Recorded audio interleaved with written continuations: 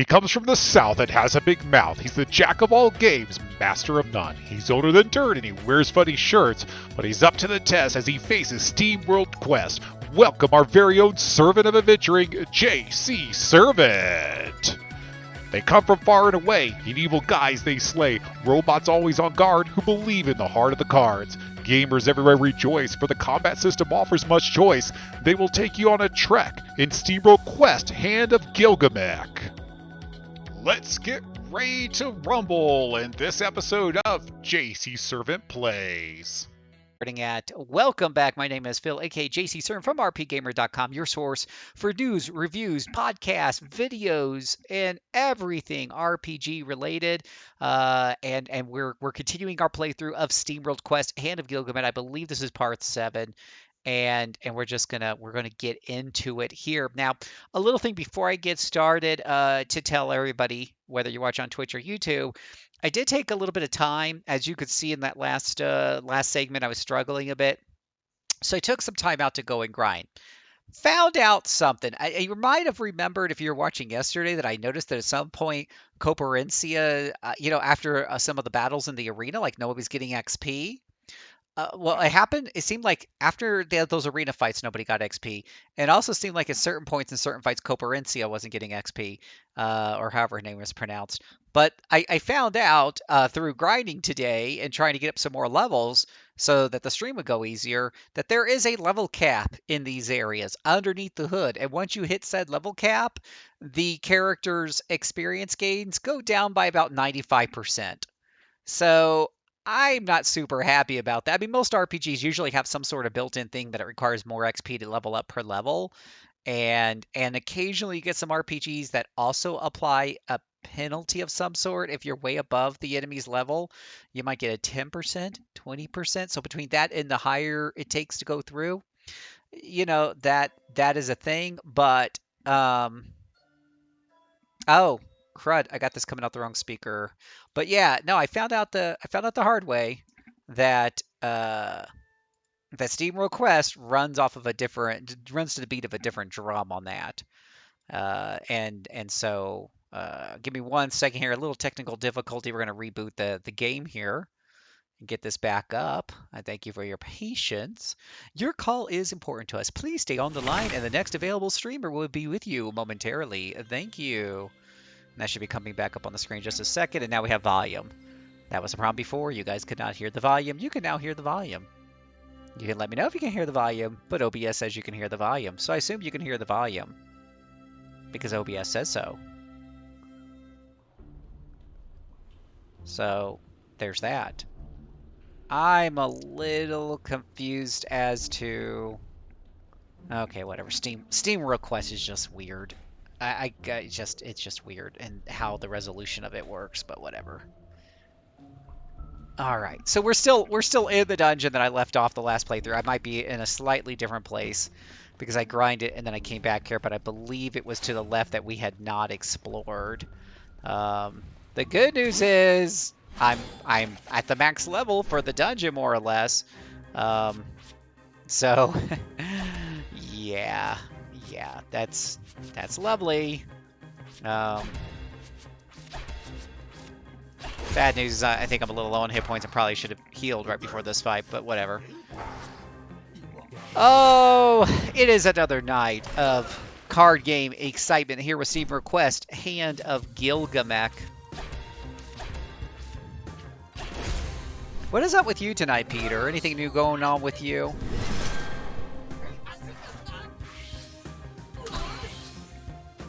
Anything fun, new, and exciting? Playing some Monster Hunter? Doing anything else that seems super fun and notable?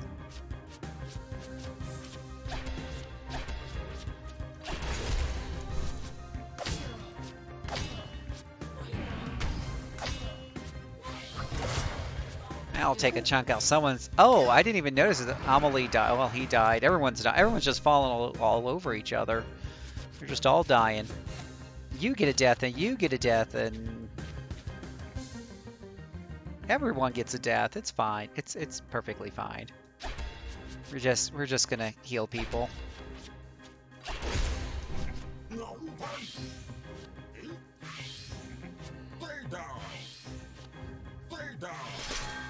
Yeah, we're gonna buff up just a little bit there. Can't use those cards. That person's dead. Hopefully this guy will be here real soon here too.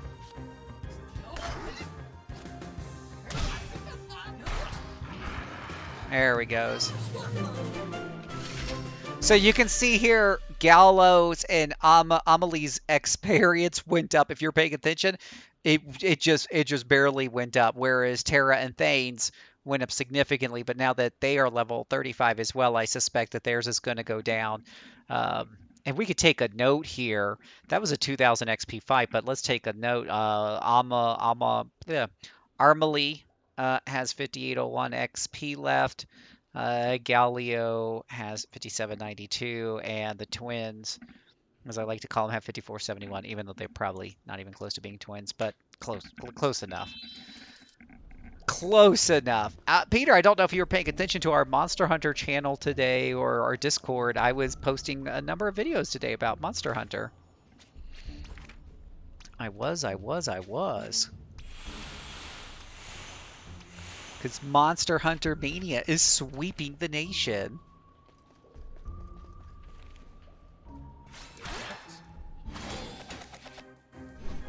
Are you down with that?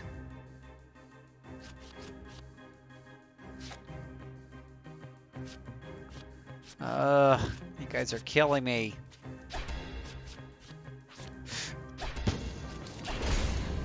Ouch.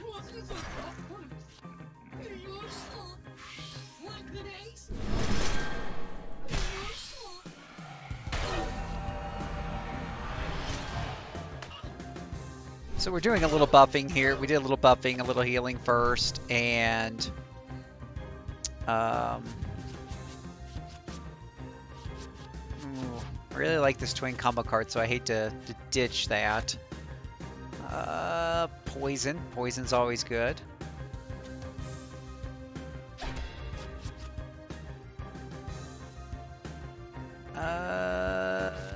Let's see here. Let's grab in some punches here and throw out some poison and see where it gets us. I really wish I could heal, but don't seem to have any good. Bandersnatch just hosted the stream for 106, 127 viewers. Well, thank you so much. Hey, Moncappy, how's it going?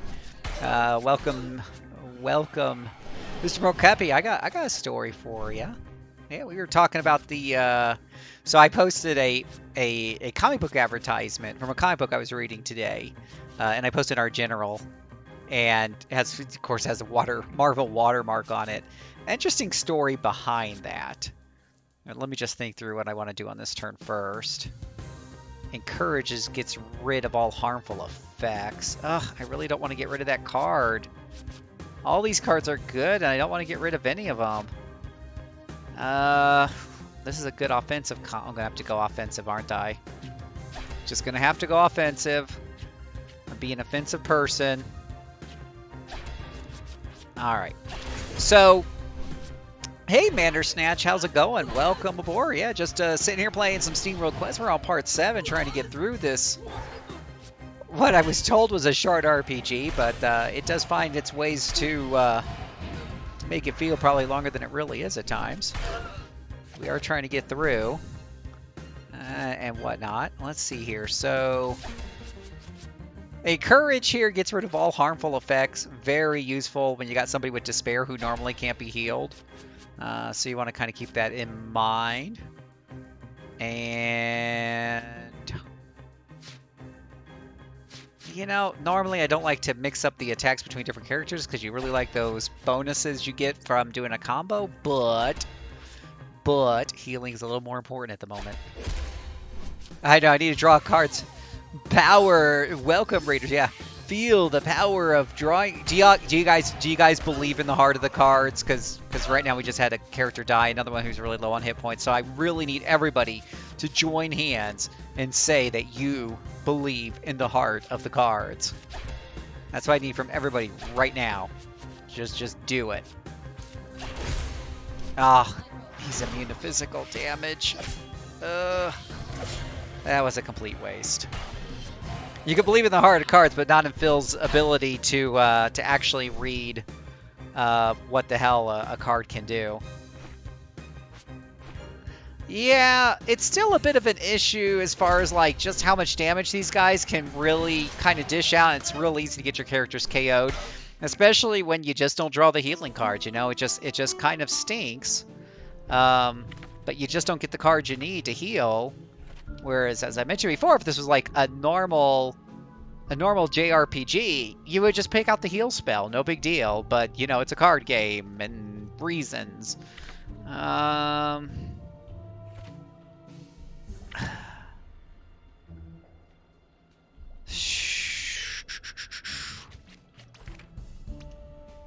So, and it just feel like I'm wasting money when I use these things to heal people up.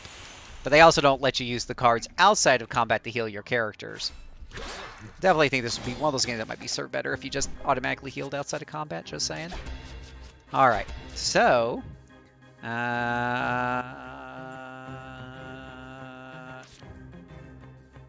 there we go.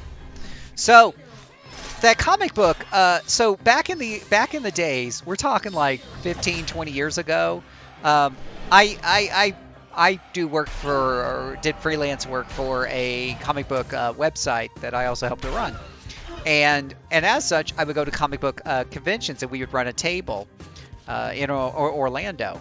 And you know, I was usually one of the main people running the table, so for me it was a job, and I stay very, very busy. But sometimes, whoa, they're despaired. Don't try to heal somebody who's despaired, by the way. It's also a waste of a turn. Ugh, and then he's got that stupid... See, they put despair so you can't heal yourself. They put immunity on themselves so you can't hurt them. And it just drags out the fight and makes your life miserable. But anyways, this is... but sometimes I would get a break and I could actually go around and look at the different comic book tables and the stuff. I like comics, but I don't like collect really old ones just to collect them or anything like that. And I wasn't into a lot of stuff that was going on there. And I'm going to die again, aren't I? Thank you for following KCDS. I appreciate that. Hey, well, that is awesome. You came with the raid. That's great. Well, I hope you like role-playing games, because that's what we do here at rpgamer.com. My name is, if you're just joining us, wow, we got a lot of people. If you're just joining us, my name is Phil, aka JCServant from rpgamer.com, your source for news, reviews, and home to the best gaming community on the net. That is what we do. We do all kinds of role-playing games. And I stream here every Monday through Thursday night starting at 9:30 Eastern Standard Time. And I'm going to find a card here that's going to get rid of my despair. My smelling salts will get rid of his despair so that I can actually heal the poor guy. And then we can go ahead and heal him with the heart of the cards. Because as everyone knows, it's the heart of the cards that really heals you up. Let's go ahead and heal him. Let's just heal him some more.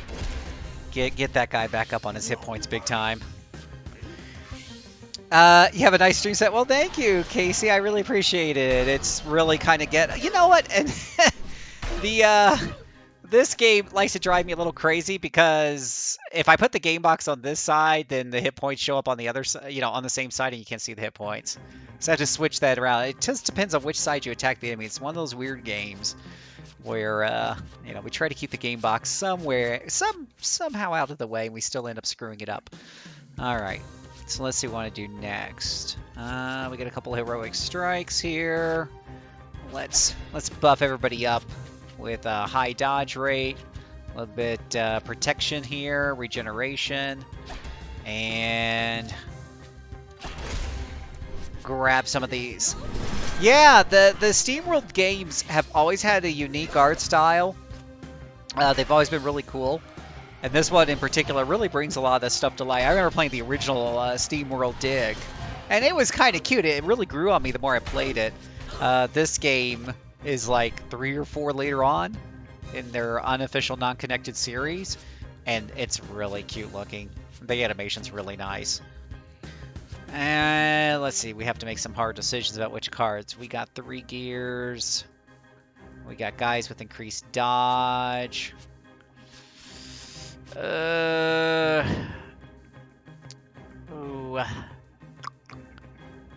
this could be useful.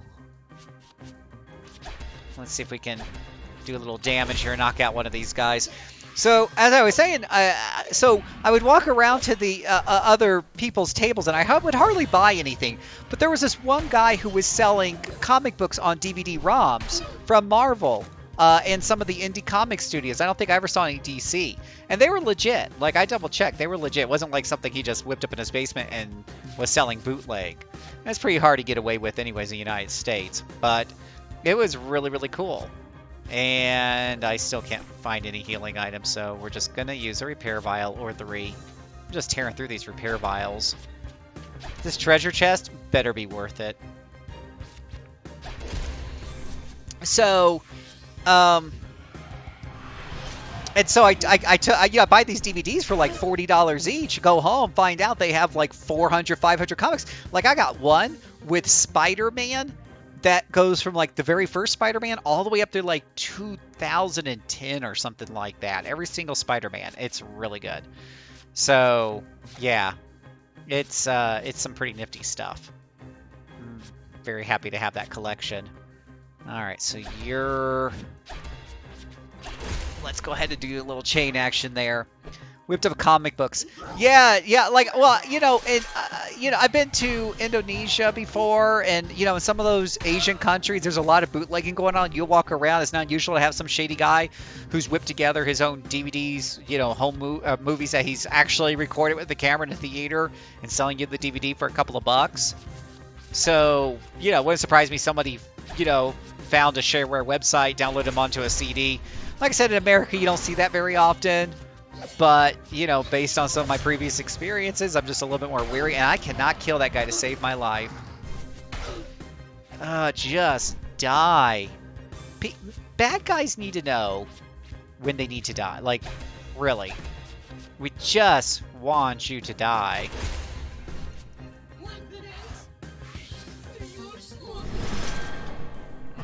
So run, jump into this. Wow. Just ouch. Yeah, this is looking a little ugly, but he's got no buffs up for at least, so we should be able to kill him pretty quick. We'll go ahead and heal up the guy who isn't depressed, and then punch him, and that will hopefully finish him off. At least we'll have one guy who's full on hit points after this. There we go. So, as I mentioned before, Armorly, yeah, you can see there at the top it says only plus 231 experience, which is according to my math. So the number at the top is how much experience each character gets, and it's dramatically reduced because they've already hit the cap level for this particular area. So anyways, here's what's really interesting, Moncappy.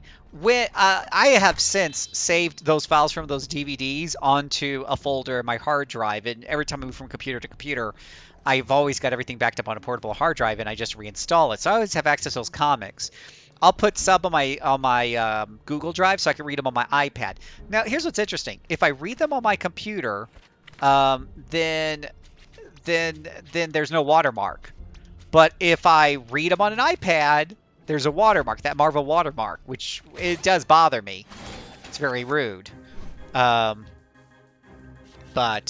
yeah, I thought that was kind of interesting.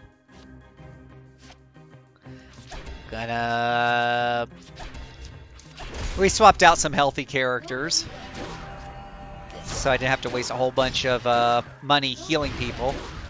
Plus, she's just really effective. Corporencia. Super effective. She's incredibly effective. Let's see here. We got 2 of each of these colors, but I need 3. Let's get rid of that. All right, there we go. Do some cutting. We'll do some healing. Hey, to Snowmans, thank you for hitting the so important follow button. I stream here Monday through Thursday nights at 9:30 p.m. Eastern Standard Time for a few hours, working through one particular title. We're doing Steamworld Quest. Later on, we have Saga Scarlet Grace after I beat this. And we might be doing some major Dragon Age games, which will have to have the mature filter turned on, so to speak. So you'll have to be old enough to watch me play that, in other words. But they've got some things on the docket. But I also do a bunch of random streams at other times, especially on the weekends. I do the Random Wheel of Rogue, where I spin a wheel and play a random roguelike. I do 1 hour to impress, where I do a new rogue and give it 1 hour to impress me to see if it deserves further evaluation and a spot on the Wheel of Rogue. I do the RPG experience, or the RP Gamer Experience show here. He really didn't have anything here. I just killed him and he had nothing. There's nothing here. So there's a number of different things that tend to pop up. We do Adventure Corner every once in a while that you're really only going to be able to keep up with if you're following us, or you're following my Twitter at JCServant. You can see that down there at the bottom and stuff. So I think we're pretty much done with this dungeon here. I think we can go ahead and head out. We'll get to the next bit of story. And we're going to buy some replacement potions because we tore through a number of recovery items there. So these little repair vials are your cheapest way of healing up your party outside of combat. So we'll just buy a cruddy ton of those. And that's completely a word, cruddy tunny. And I think weapon-wise, I mean, the grinding's still good for getting you better weapons, but I think we're pretty good weapon-wise. So we'll just go ahead and head on out to the chapter exit. If you've never seen me stream before, my normal rule is if there's voice acting, when I talk a lot, but when there's voice acting that kicks in, I shut up so you guys can listen. If it's just text on the screen, I will read it so you don't have to. And I am no Matt Mercer. I do try to use different voices for different characters. But man, that guy is good and makes the rest of us look oh so bad. Here we go. This should be the end of the chapter right here. I already beat this boss, so up we go. As I suspected, that was the end of the chapter. And I got 100% treasure chest. Yippee-ki-yay. We also could do some more Colosseum, but I don't know if I really want to do that. Chapter 15. The Root of the Curse.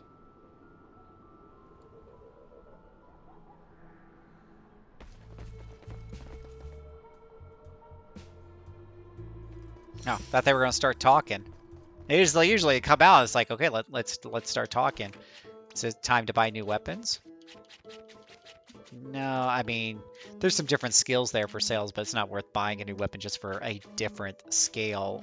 I only usually like to buy weapons for when they upgrade my attack power. Now, that gives you some extra elemental damage, blaze ring, fire defense plus up. Meteor fragment might be useful for our wizard lady. Let's go to her equipment. She is using a hell. She's already kind of using a magic plus 20. Meteor fragments just says fire plus. Let's just see what happens. See if that does like significantly more damage. Oh, here we go. Here's some story.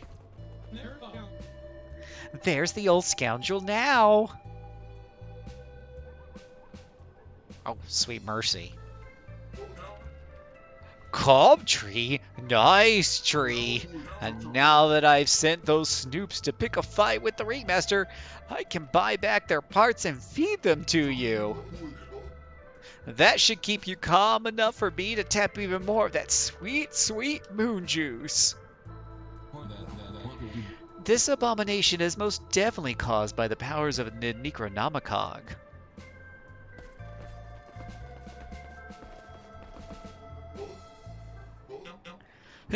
You again! But how did you? Game's up. We're here to stop your macabre little chemistry shop. Yeah, we know you have the Necronomicon. He actually told you? And shh, not so loud. You're disturbing the tree. I have just given it a bedtime snack. Oh, Bob, I always knew you were slippery, but hello. You can't just walk around feeding evil trees with your own customer base. So what? It's a circle of life. Now, get away from here or you'll turn my life's work into ruins. Shut your face. You've been hoodwinking people long enough. I'll cut you both, you and the bloated tree of yours. Don't touch me! It needs its beauty sleep to produce the juice. And it really doesn't like any talk about cutting. Now you done it. You've angered it. Calm down, my dear. I've got a fresh batch of parts for you down in the catacombs. I'll just have to cut them up a bit first and... Oh no! Ah! That's actually kind of funny. Feed me, Seymour. Poetic justice in its most macabre form. Timber! Oh, is it time, guys? It's a boss battle! Let's put the boss timer up on the screen.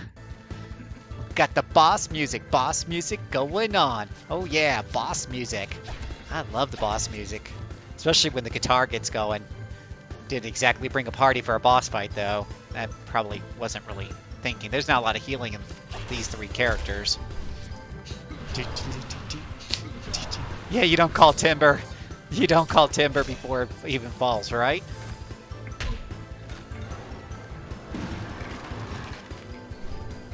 You see that? Oh, Freddy Duddy. That thing has 18,000 hit points. Hope it likes fire. Don't have any debuffs on us just yet.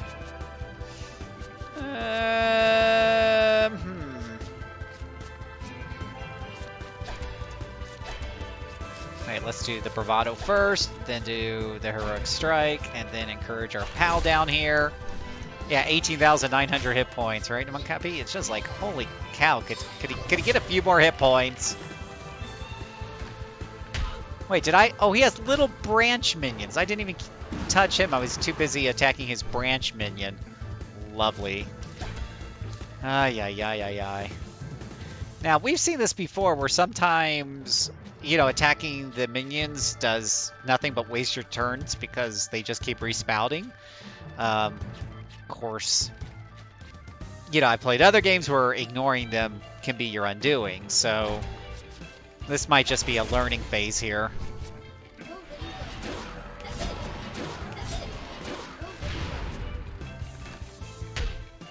Ouch.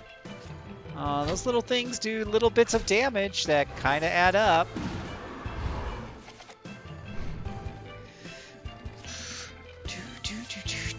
Alright, we got a bunch of different characters worth of cards, and none of these are what I'm looking for. Alright, let's swap one out. These are a bunch of healing cards. Guess we're going to be healing. I mentioned no healing before.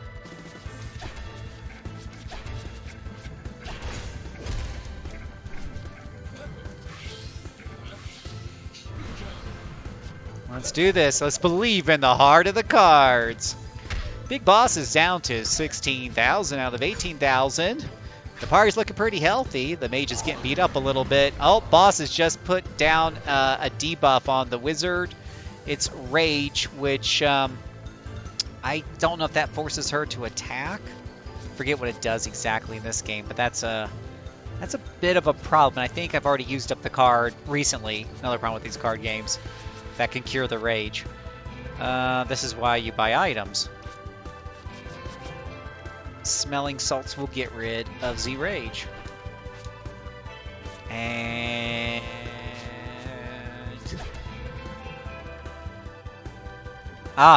yeah. So when she's berserked, it uses up one of your cards, anyways. I mean, one of your turns, forcing her to attack, which is going to make doing combos pretty much impossible.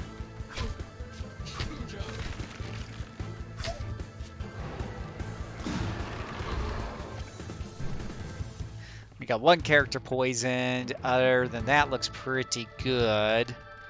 What kind of cards do we have here? Oh, can we get something a little bit more? There we go. That's what I'm looking for. A nice little Flame Wave card to set all these guys on fire. And teach them the error of their ways. There we go. That Flame Wave just knocks out all those little minions. What was he immune there? I saw an immune sign. Don't tell me he's immune to fire. Please tell me he's not immune to fire. Let's watch this attack carefully. Nah, it says he's weak. I got it set to fast speed, so you have to really pay attention to catch that that text up on the screen there. All right, party's still looking pretty good. No major debuffs. The enemy big boss is down to 12,000 out of 18,000 hit points. We're going to go ahead and swap out a few cards here and just heal what little bit of damage we've taken, as well as put regen on the party, just to hedge our bets. General Big Boss strategy number 512. Keep your party pretty healthy.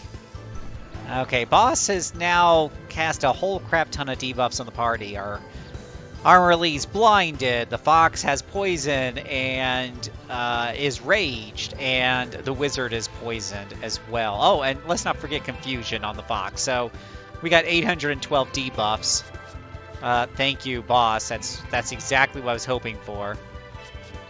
And it's very unhelpful, actually. And the one person who could probably get rid of half these debuffs is disabled.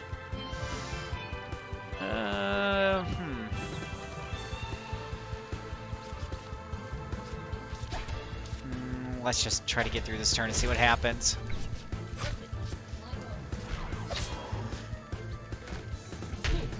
Oh, smacking people around with his little branches. So rude. Yeah, those debuffs are really killing me. I get a little confused on what the buttons do. No, don't want to do that. Yeah, Hero Disable's not good for Harmony, and if anybody would know, that'd be Hero Harmony.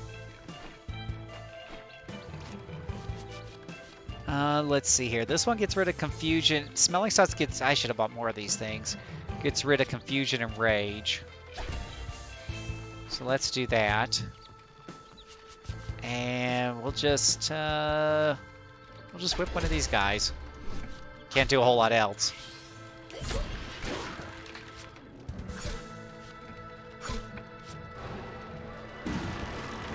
Yeah. Alright, there we go. Everyone's stats is cleared up. I don't even know if it's worth using the salts. I think the debuffs only last for 2 turns. So, something to make note of there. Alright. I'm gonna do a group heal after attacking him a few times here. Boss will take a few hundred points worth of damage. Nothing big. He's down to 10,200. Just doing a bunch of physical attacks on the party at the moment. Oh, he ate all the branches and healed himself. That is so rude. Oh, and now I get the Flame Wave spell that could, like, you know, totally kick all their butts. Did I mention that's rude? Because that was very rude. It's like the definition of rude. I can't do any good combos.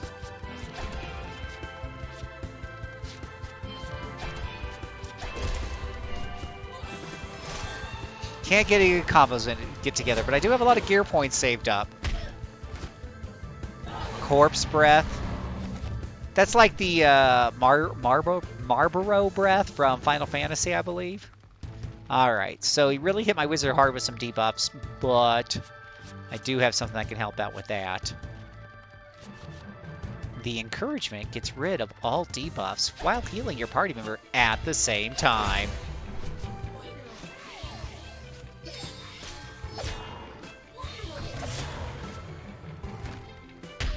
Stop hitting the wizard! Why are you constantly hitting the wizard? You have other targets on the screen. Spread out the love. I'm gonna spread out the love with this Flame Wave. Everybody gets burned. Yeah, take that.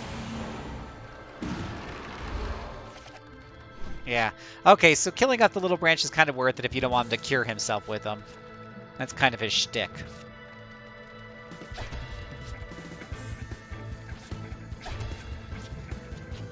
Let's see if we can do a little healing here with some physical attacks with the Fox. Big Boss is down to about 1/3 of his hit points. 6,000 hit points remaining. Party's not looking too bad. Wizard's down to half. Fox is down to 2/3. Tank is still full. The enemy is full of his special attack points, though, and that always ends poorly. We're going to lay on the fire damage here. That Flame Whip spell, very painful to the boss. 400 damage times 3 or 4 times weakness bonus. He just made, I don't know what, he has like a major hard-on for the wizard because he's really targeting her hard. Let's see, Hero's confused, so he can't use his stuff. And Wizard is Berserk, so it's forcing her to use a Berserk card. Boy, oh boy, oh boy, oh boy, oh boy, oh boy, oh boy, oh boy. Where is the card that lets you heal when you need it? Never around when you need it. Gotta use a recovery item. Down to 2 smelling salts. But I'm gonna use it on her. And then do I have a healing card? We need to really heal her. Oh, we can heal everybody. That's fine.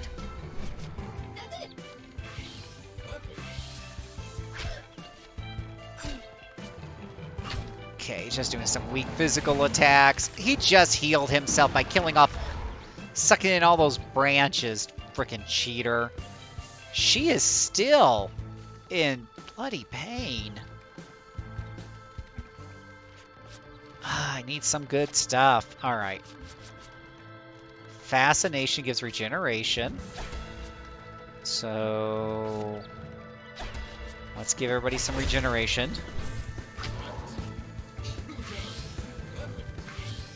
Big Boss Song. Gotta take him down before he takes us out to town, with town being a graveyard. Hard on. I thought this was G-rated stream. I was not ready to elevate my comprehension.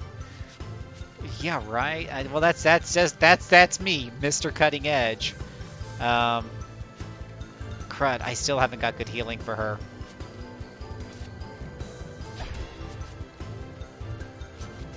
Let's see what card we get there. Let's see. Bravado. Jeez. I gotta use another item. I need to heal her big time. It's hard to keep her alive.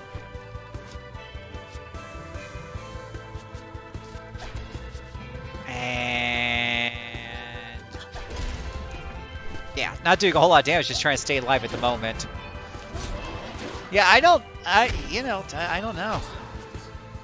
I don't know if this is G-rated anymore, especially since I was talking about putting Dragon Age. So, funny story, by the way, about Dragon Age. So, as most of you who've watched the stream for a while know, I'm relatively new to this. For the last 10 years, I've been doing podcasting over at RP Gamer. I'm new to the whole Twitch thing. And I don't like these cards. I believe in the heart of cards, but I need some better cards than this. Let's try this, let's try this, let's try that. So, I've done podcasting for the last 10 years over there.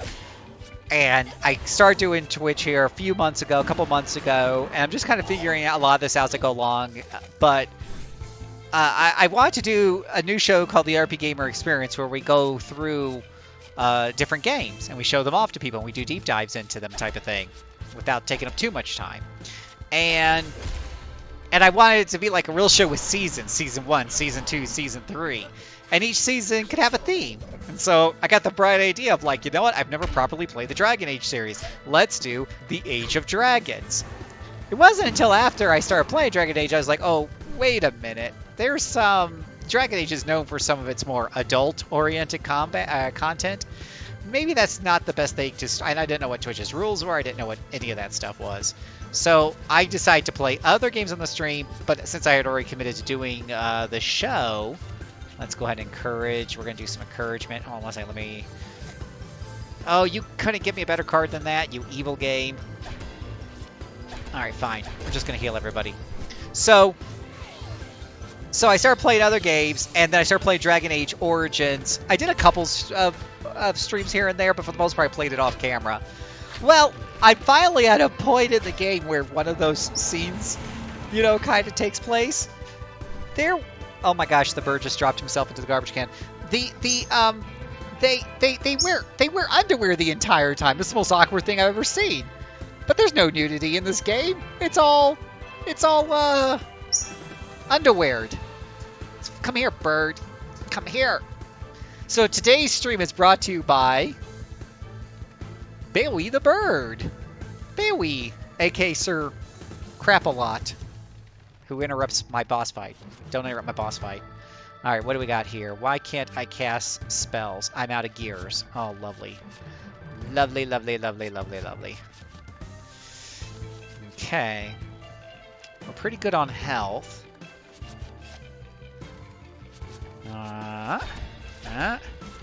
And we got the boss down 2,000 hit points. But anyways, yeah. But now later Dragon on games definitely... I know the series got its reputation from somewhere, so I did a little research. And later games do have those things that pop up. But I've now learned how to turn on the age gating or whatever it's called on Twitch and on the YouTube videos. So I can do that without worrying that I'm going to get somebody into trouble for streaming some more mature content. I just want to play Dragon Age. I don't really even care if I trigger one of those scenes or not. I mean, it's like this epic RPG series on the PC that got its real start on the PC. And I haven't played it, and I'm supposedly the PC guy on the team. And this guy is the dead tree. At least we got him in only 15 minutes. Chirp! Big boy goes down. That producer needs to be fired, right? Woohoo! All bark and no bite. And now the Necronomicon awaits us down in this hole. Only one way to find out. Ooh, cutscene. It's pitch dark. Feels like gazing into black onyx. Guys, I feel something really slimy and disgusting over here.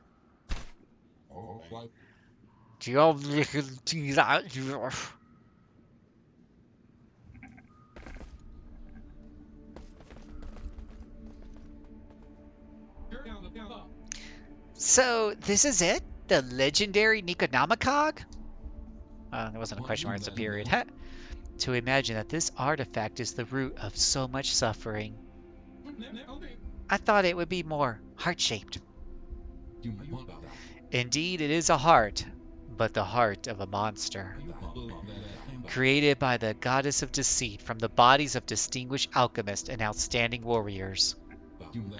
Melted together to forever drive the pulse of the behemoth. That version was not in the hero's handbook. So much pain and suffering bore it into this world. No wonder its energies were so utterly corrupted and destructive. Hey, what's going on? It's starting to glow. Remarkable. Our heroes grabbed the ancient artifact.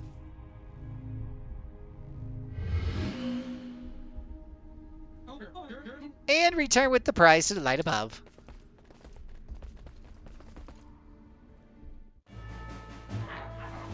You're surrounded. Stay where you are. Oh, scrap. It's the Void Army. Without hesitating, our heroes assess the situation and prepare to... I think we better stay calm. Very calm. The Dark Lord approaches. Make way. All hail the Dark Lord. Well, well, what do we have here?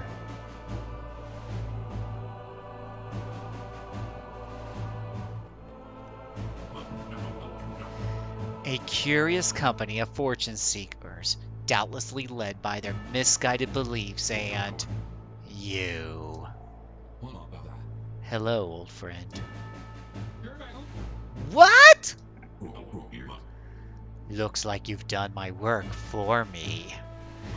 Come 1,000 years, I would never imagine you standing before me so dauntingly with the Necronomicon already activated.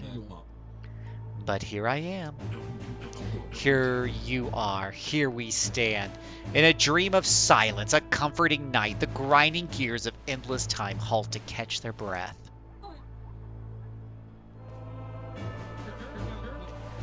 That verse! You're Gilgamesh, the true ancient hero! What? Huh, at least someone remembers who saved the world from total annihilation. But it's still not enough, Auric. But this group is proof that I was right. True heroism was never completely gone.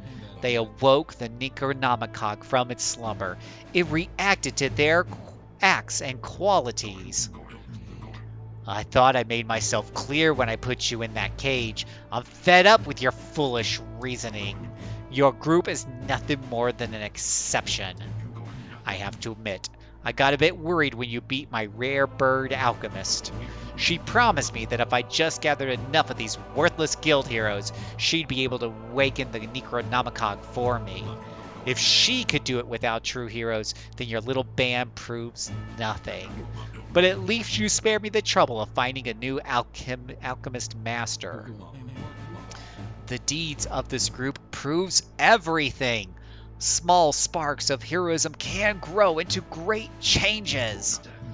Change in the world craves a real and potent act of true heroism. A beacon to break through the darkness, not some small spark. The corrupt state of society cannot be disputed. Just look at how easily I can gather this evil army. He's talking about us! Hooray for the Dark Lord! Bah! These weak-willed puppets that cling to me just underline the dimness through which we must wade. Only I could put things right, just like I did before. You stood by my side then, Auric. Now give me the Necronomicon, and let us reshape this world together. I know you are sad because you feel people have forgotten all about your heroics, but this isn't about you. I don't have time for this meaningless jabber. I am the beacon. And since you won't willingly hand over the Necronomicon, old friend, you force my hand.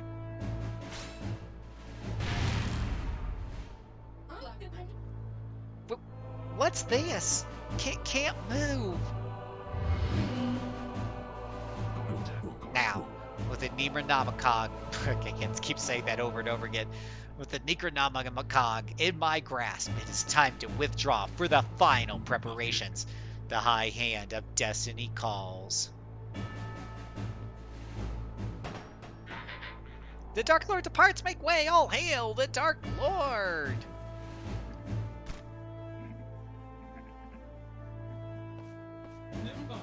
But you're the hero, don't go! Please. Heartbroken Hero deals 410 strength fire to one foe and 35 strength as fire damage to armor elite, inflicts despair on the foe for 3 turns. That actually could be worth it if you got a foe that heals himself a lot. But Auric, if you knew all this time that Gilgamesh was the Dark Lord, why did you keep it from us? I needed to make sure that you were up for the task, or it would just send you towards an early grave. You have proven yourselves beyond any doubt to be true heroes, and I'm sorry to have led you astray. How did we even end up in this mess? There's a lot of things you need to tell us. Why does it matter? Nothing matters.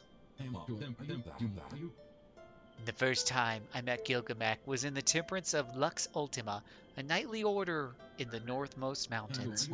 From his first day, everybody adored him, and he just loved it.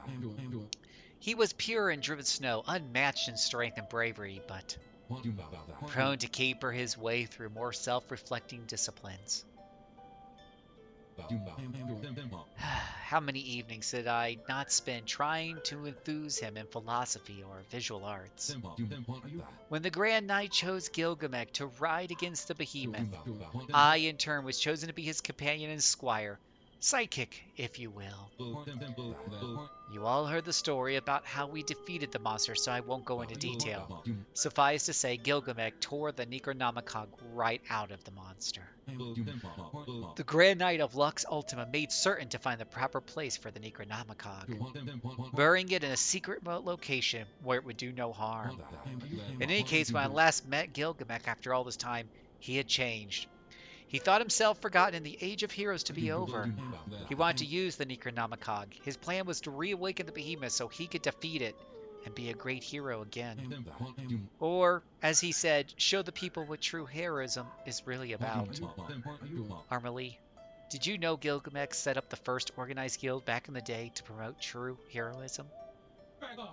Whatever. I tried to make him see the folly of his plans, but I could see his big, brave eyes that my words, the message fell on deaf ears. The Grand Knight would not disclose the whereabouts of the Necronomicon. But I could not rely on a secret location to keep Gilgamesh from reaching his goals, so I needed to find another way of stopping him. I needed to convince him that true heroism still existed, and when he caged me, and my hopes were at an all-time low, I found you. And you did show me true heroism, but I now see how lost my old friend is. It's all about his own glory. What a fool I have been. You think you're the fool? Huh? Ever since we sat out on the swing, I've had it up to my ears with wimpy heroes, stuck-up alchemists, corn-fed druids, and heck knows. Some mild protesting aside, I've let myself get dragged around half a kingdom without much fuss. Right. But one thing I really can't accept is having done all this to simply give up as soon as the going gets a little bit rougher, tougher. Damn straight. I'm not gonna let that bully in the world. I've been pulling myself and my brother from every hell there is just to croak on some chauvinistic jock with a superiority complex. Me? I've seen how easy it is to stray from even the path of science. When alchemy is used for the bad of the world instead of the good, let alone what it does to the people we love, I can't let it be. I can't let that shape the world for future generations. I feel ashamed that I have invited despair so far into my mind. Our time together underlies again and again that heroes come in all shapes and sizes. We must never give up on ourselves. We must never give up on the world. Faith is gaining ground. Origin card deals 1/10 strength as storm damage to one foe 3 times, removes mask, and raises Orc strength and magic by 1 grade each. There is still time. There is still time. What say you, Armalee? Come on, Millie. If this isn't a chance to deploy knowledge practically for the good of many, then what is? Our heroes were down on their luck and at their lowest, but still, there was a spark of hope. Then what are we waiting for? Let's go beat us a Dark Lord. Woo! Chapter 15 complete! I'll read the comments in just a minute. I was just getting through all the story. These combats take so long, I like to catch up on comments while I'm fighting. Chapter 16. Into the Mountains. Exposition dump. Part 2.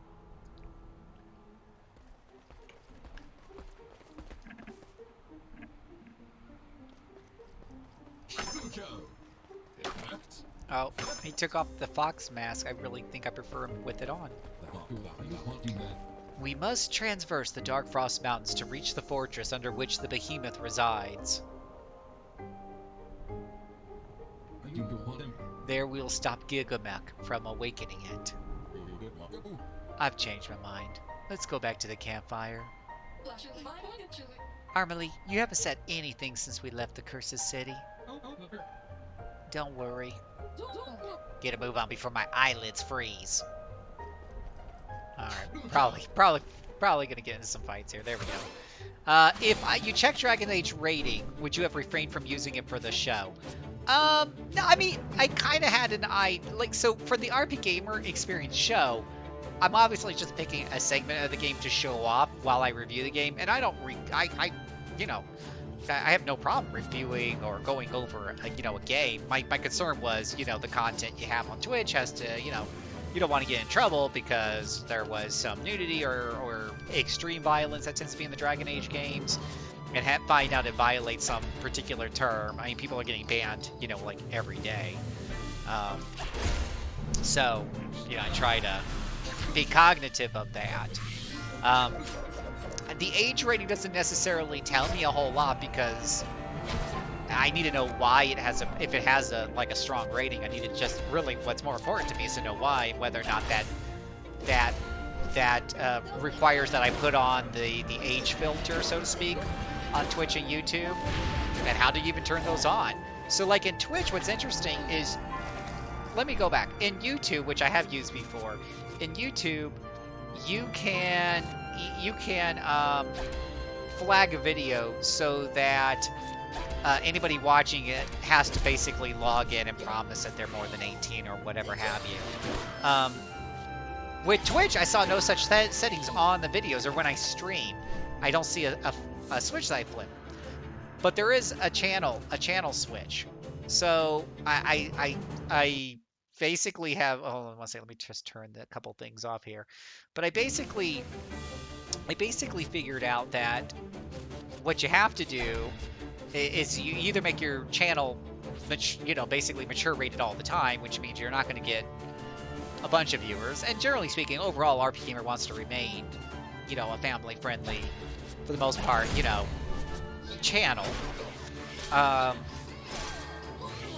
So you can either do that, or you can turn it on for just that one, turn it on your channel for that one time that you're streaming, and then as soon as you're done streaming, turn it back off. But then the catch is that video is still in your archives, right? And what does that mean? So what I have figured out is if I just move it over to YouTube quickly, while that filter's still on, and then where on YouTube I can flag the video by itself, and then I just take it off of archives, then it wouldn't be a big deal. The only loss there is all the full Let's Plays that I do, I have been archiving on both Twitch and YouTube. I just wouldn't have those Dragon Age really archived on Twitch at all, because we're not going to keep the mature flag turned on to our channel. I take what very seriously?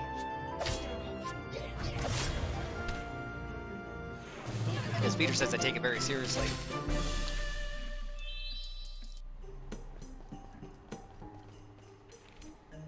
What do I take seriously?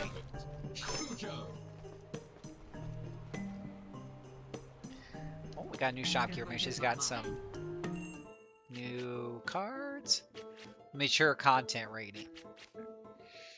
Okay, now what do you mean? What do you mean that I take mature content rating seriously? Like you talking about on the box? I could care less what the boxes on these things say, but you talk about on Twitch and stuff.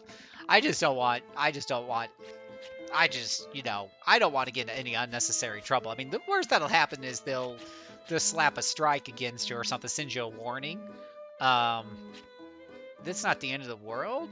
I just rather not have to even, deal with it. If all I have to do is turn on a switch and that makes Twitch happy, and I get to stream, that game, then that's not a big deal. I could play a different game. There's plenty of games that don't have any sort of, stuff in it. But I kind of have my heart set on doing this Dragon Age stuff, and they're really long games. And I don't know if I'm going to be able to complete them in time for the show, if I'm just totally doing them off air. Because honestly, I do the majority of my gaming streaming with you guys right now. Is the way things have been kind of going. And holy cows, there are a lot of cards to buy. So many cards. Okay, so nothing big for Armorly. Nothing big for her. Icebreaker deals Frost. Kind of seems like it might be worth it at times. How much does this cost? 300 and some other stuff that we don't care about. Blinding. Deals frost damage to one foe. It's an attack, 216. It's probably worth it to have that. So you take it very seriously, mature content rating of your own content. Yeah, I mean, like I said, yeah, probably. I mean, I know I've had people tell me, you know, as we were talking about this, you know, I even had some people tell me maybe you shouldn't worry about so much Phil, because I mean, you know, we could just do whatever without the mature and just wait for a strike to happen. I mean, a strike's not the end of the world. You gotta get 3 of them in like 3 months before you get suspended. All it takes is 1 strike, and you're like, okay, I'm never gonna do that again. Certainly could take that approach. Open wound. But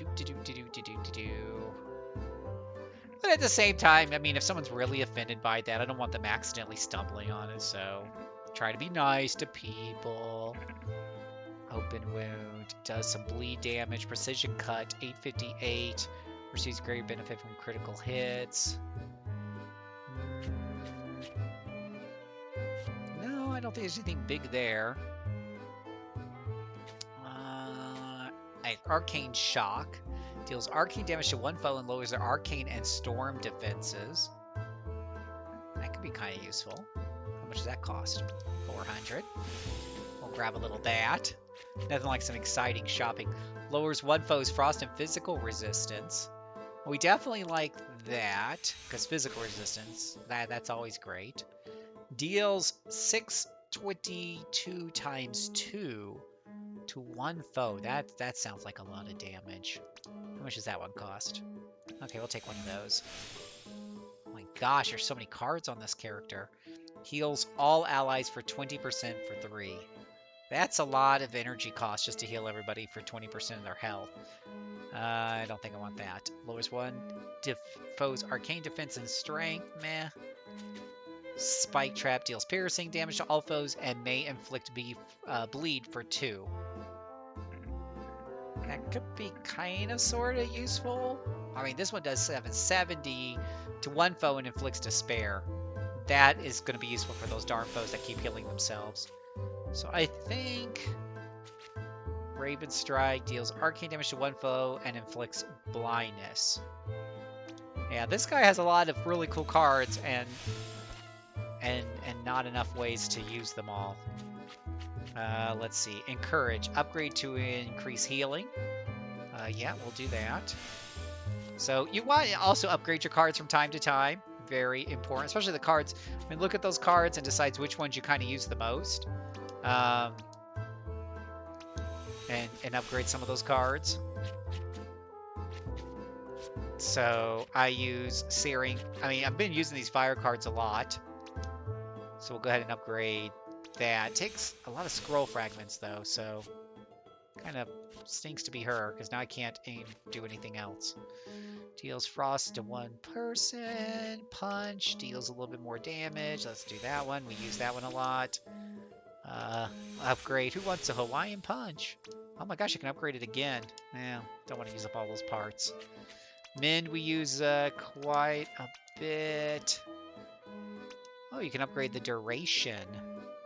Very useful.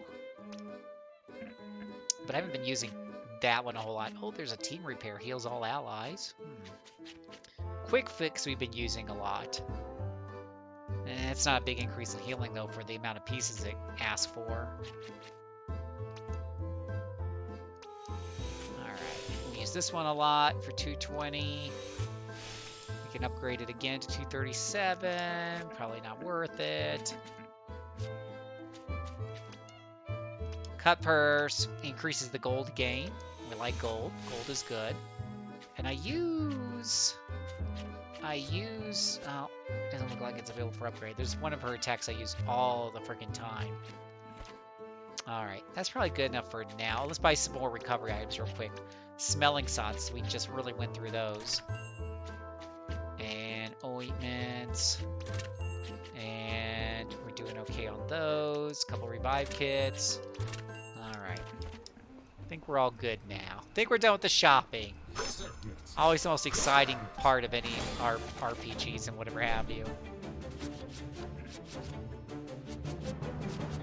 Art thou offended by more adult-oriented content there, Peter? Should I refrain from playing Z Dragon Age Origin? Will I lose your patronage if I streameth it? I got no good cards here.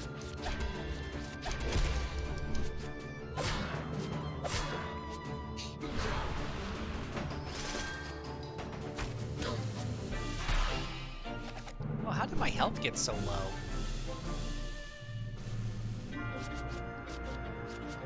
Alright. Yeah, we need to do a little healing up there.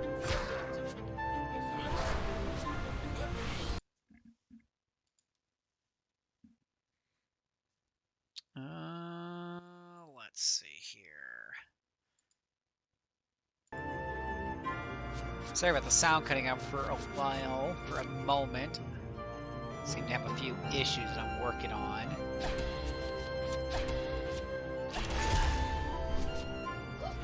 Alright, let's get these guys and get them good. Alright, got another one knocked out there. Oh, they're weak to electric. Aha, that'll teach you.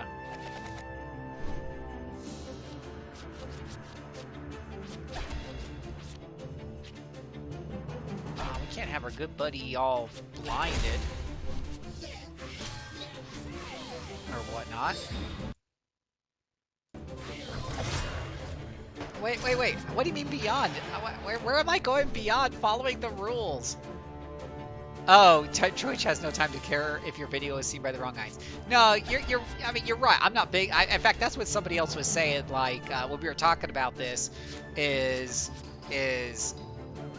some of us aren't too worried because obviously we're not a big enough target, right? We don't have, like, if you had 2,000 viewers and you did something that was slightly against the rules, when you have 2,000 people, you're probably likely that one of them's a jerk and they're going to go and take a snippet and send it up in, the chain or whatever. But when you've only got like 30 viewers, hopefully they're all cool and they wouldn't do that.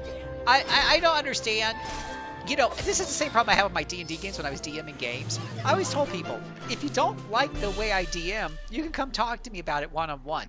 But if you don't want to because you don't like to talk with people, you don't like confrontation, whatever, then just quietly leave the game, because that's what I do. Sometimes I have a bad meal at a restaurant and I feel like it's worth bringing up to the manager's attention. There's other times where I just don't want to deal with it. I don't want to deal. They shouldn't have let that bad food go out of their kitchen or that bad service to happen. And I don't want to waste any more time and stress talking about it, so I just leave. But the idea that I'm going to go online and just tear up the hotel and report them, or the restaurant or whatever, and report them, that's I like to think that's not the way most people really are. But as we know, there's plenty of people who do. Some people who just go out looking for trouble.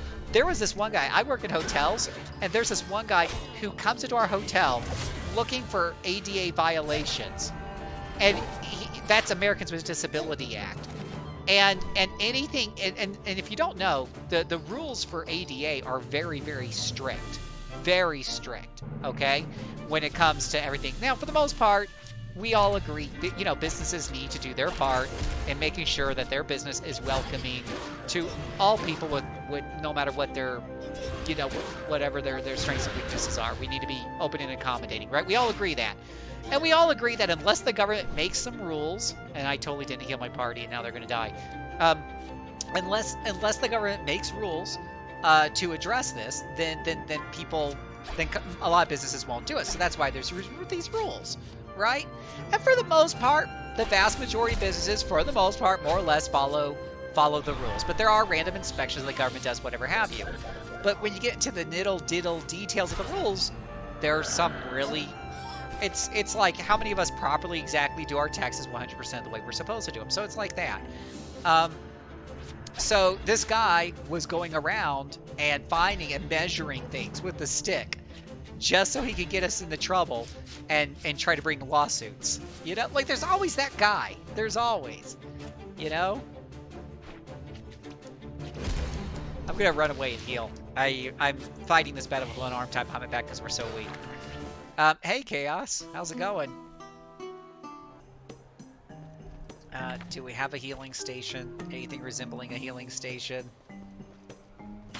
Do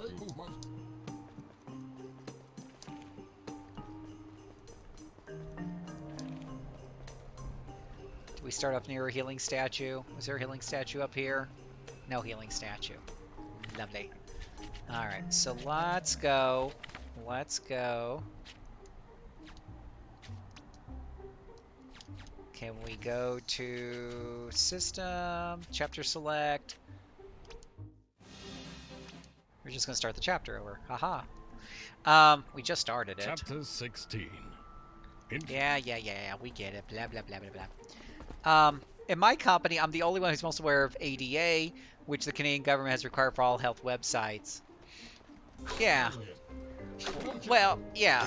And so, like I said, it's you know, there's a spirit of law, there's a letter of law, and then there's guys who are just troublemakers, right? So there could be somebody who's like, oh gosh, Phil let out a swear word, whatever. I don't think anyone's really paying attention to that. I'm not too worried about it. But if I'm going to be streaming, like for months, I'm going to be streaming Dragon Age, and that stuff's going to kind of pop up. I don't know. Part of me does say, you know what, at least I know the process now, but let's just see if we get into trouble once. But, because it is a lot of extra work, too. I don't know. I probably been overthinking this too much.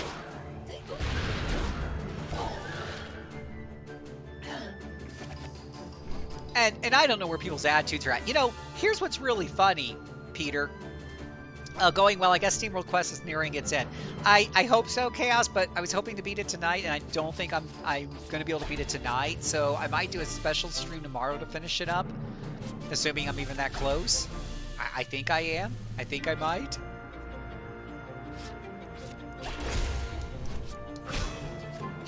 But tonight's show is brought to you by Bailey, the Moving Wonder. Squeak! Squeak! If you ever hear him in the background, my new headset does a very good job of keeping him from bothering you guys too much. My last microphone would pick up on him a lot more often. But if you ever hear some squeaking way in the background, it's this guy right here.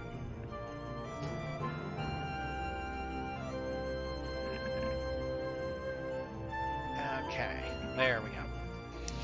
Oh, what do we got here? We got some gears, we got some magic, we get some healing.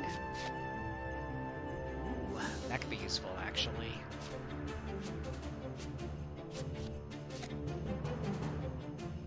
That could also be useful. Despair, poison. Nothing stopping her from beating the ever-living daylights out of people. Yeah, if you're new here, welcome. My name is Phil, aka JCServant with RPGamer.com. It is a website run by fans, for fans, all focused. It's been running for years and years and years. All focused on role-playing games. It's super exciting. It's super fun. And I highly recommend you check out the site. But we have years of podcasts. I was a podcaster for the last 10 years, doing the RPG Backtrack, where we talked about role-playing games from the way back when, right up through yesteryear. And lately, I'm helping out with our new presence on Twitch. I mean, we've done some Twitch stuff here and there over the years, but we've got a renewed focus. We now have something going on every day of the week on Twitch, and I even have like a quick, I won't spend too much time on this, but we got a quick schedule right around my head here that shows you we got something going on every day. Sometimes we have 2 things going on a day. So there's something always going on. So you're more than welcome to stop by at any of these times, and you're going to catch us. And of course, a lot of this you can watch in our archives, even if you miss it. But Pause is usually doing tactical RPGs. Lofter's always doing some cool new thing. Herfrog and Scar is usually playing retro stuff. And some of our podcasts, like the RPG Cast and the Q&A Quest, those are podcasts. We record those while people are doing gameplay, and you can hear the podcast right there online. So you can hear it here first. But there's a lot going on, and it's right there. And you can find all this at rpgamer.com. We also have a Discord. He comes from this. Whoops, wrong button. But we also have a Discord server set up. We've had it for a long time. And if you want to know more information, join us over there. And we'll be happy to answer your questions. Or you can just go ahead and do it right there in the chat. Always happy to answer. You're welcome to chat. Always happy to engage with the chat. Luckily, we're not so big that we ignore the chat. I don't ignore the chat anyways. I will ignore it sometimes for a few moments when I'm reading story, but that's about it. And then I go right back to catching up on it.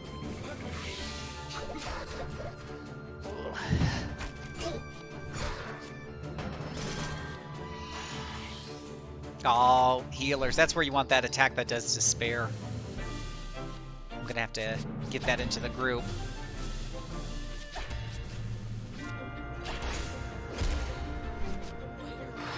Ignoring chat. Yeah, I know. Who does that? Who does that, Chaos?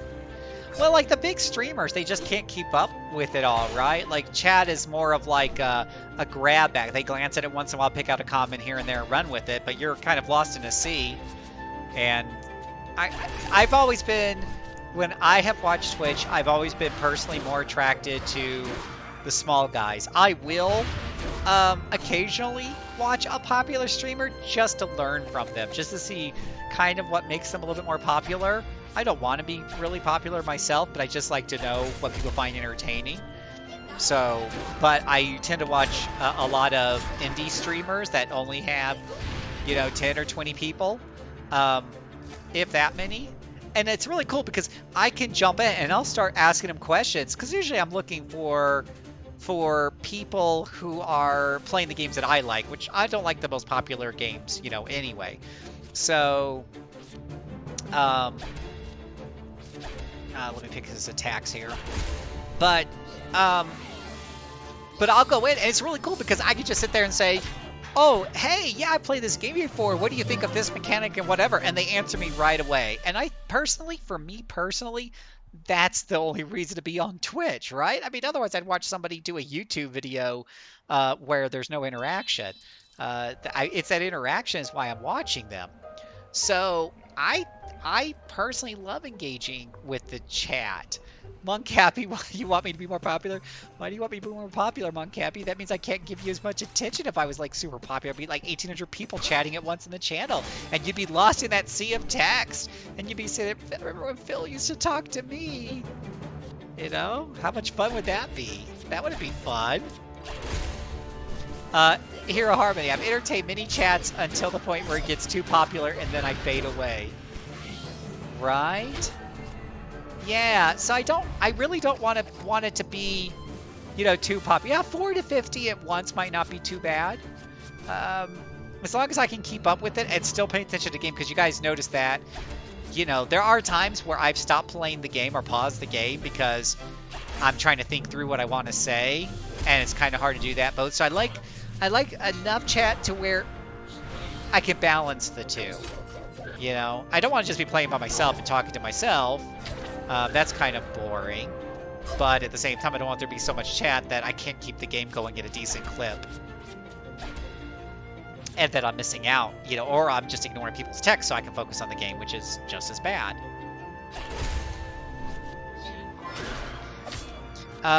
Eventually I'll have to sing Pikachu's goodbye song when Phil gets too popular. Oh no, stop it. We're never gonna forget you, Peter. I'm not gonna do that. Oh my gosh, this guy's almost dead. Like, my character's almost dead.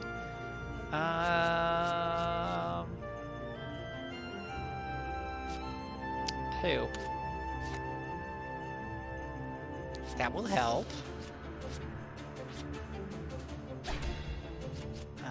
Let's heal. Why can't I ever have to heal that gets rid of poison too when I need it? No, Peter, you'll be in my heart forever, Peter.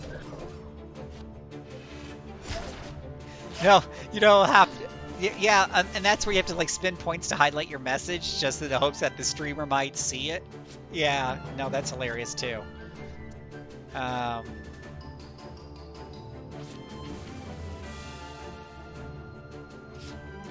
need something else. Okay, that'll work. that first. Then do that. I'm gonna... Ugh. Just can't get past these guys.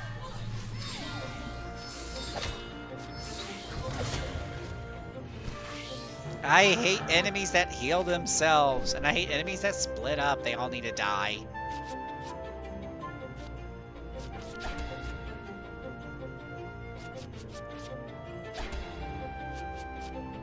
So much death.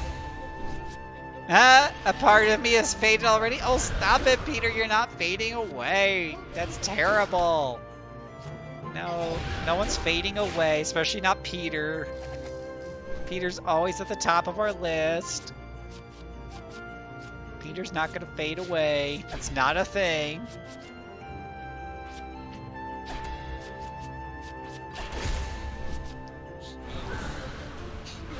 Shoot, which, by the way, if anybody cares, you can't spend points to have certain things happen. Check out the little points bubble at the bottom. We do have points and whatever they're called, interactions and stuff. So I set those up too. Most of them, just about all of them. Tons of them, really.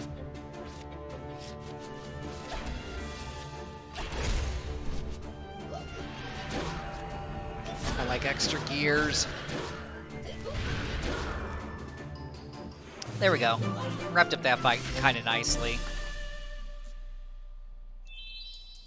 So, having played this game for a while, do you think the cards are too expensive? You mean in terms of how much gold it takes to buy them, or in how much it costs to cast them? Like, certain cards have a casting cost to them, right? The gold, yeah. Yeah, you know, they definitely have it set up to where you can't just buy everything you want. And even after grinding for a bit to the point where I'm not getting XP anymore because they have those XP caps, I still don't have enough money to just buy willy-nilly everything I want. Or no, I shouldn't say every... let me rephrase that. I don't have enough money to buy every card that the merchant lady sells. I do feel like I pretty much have enough money to buy anything that I particularly want, because there's a lot of cards that she sells that I don't necessarily think that they would be an optimized use of turns. So, you know, it's forcing you to make choices and not making it easy for you just to obtain everything. There might be a New Game Plus where you eventually get them all. He looked like he had a rough day. I don't know. He looked kind of happy. I'm pretty much saying the same thing again. Okay. So we have a ladder up over here. Oh, we got bad guys over there. Let's see what's up here first. I do like how you just break down barricades and you just get free money. Kind of miss his fox mask. Looks better with the fox mask. Let's see. We've got a couple of cuts and a heal.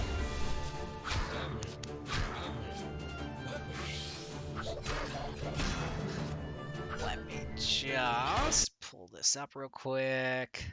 And we're going to shout to victory, and we don't have enough for an overpower.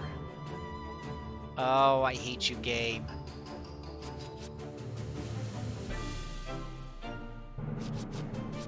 Let's see, heals all allies, heals one ally.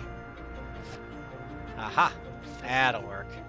Let's put that one first, though. To victory, there we go. All right.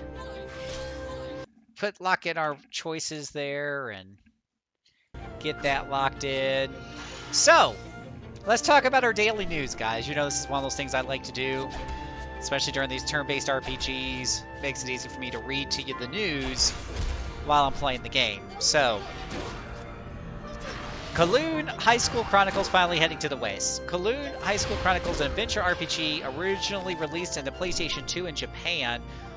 Hold on, let's do our next move here. How's our health? Health's looking great. Steamworks announced the game is finally coming west through its Nintendo Switch remaster, which will be launching very soon. Okay, who's the one asking? Who is the one who's been asking for Kowloon High School Chronicle?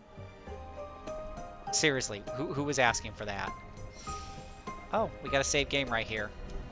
Alright, let's go back before we move forward then, and let's go back and check the other way up and see where that leads us.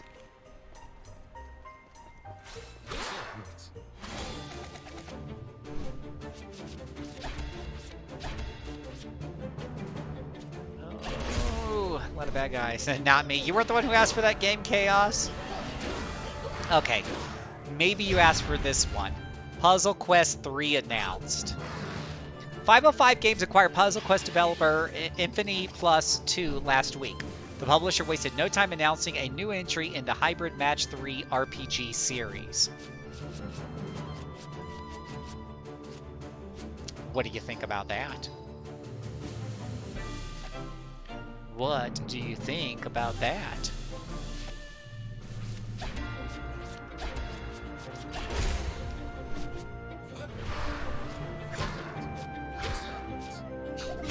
Actually, haven't played Puzzle Quest, but it looked fun.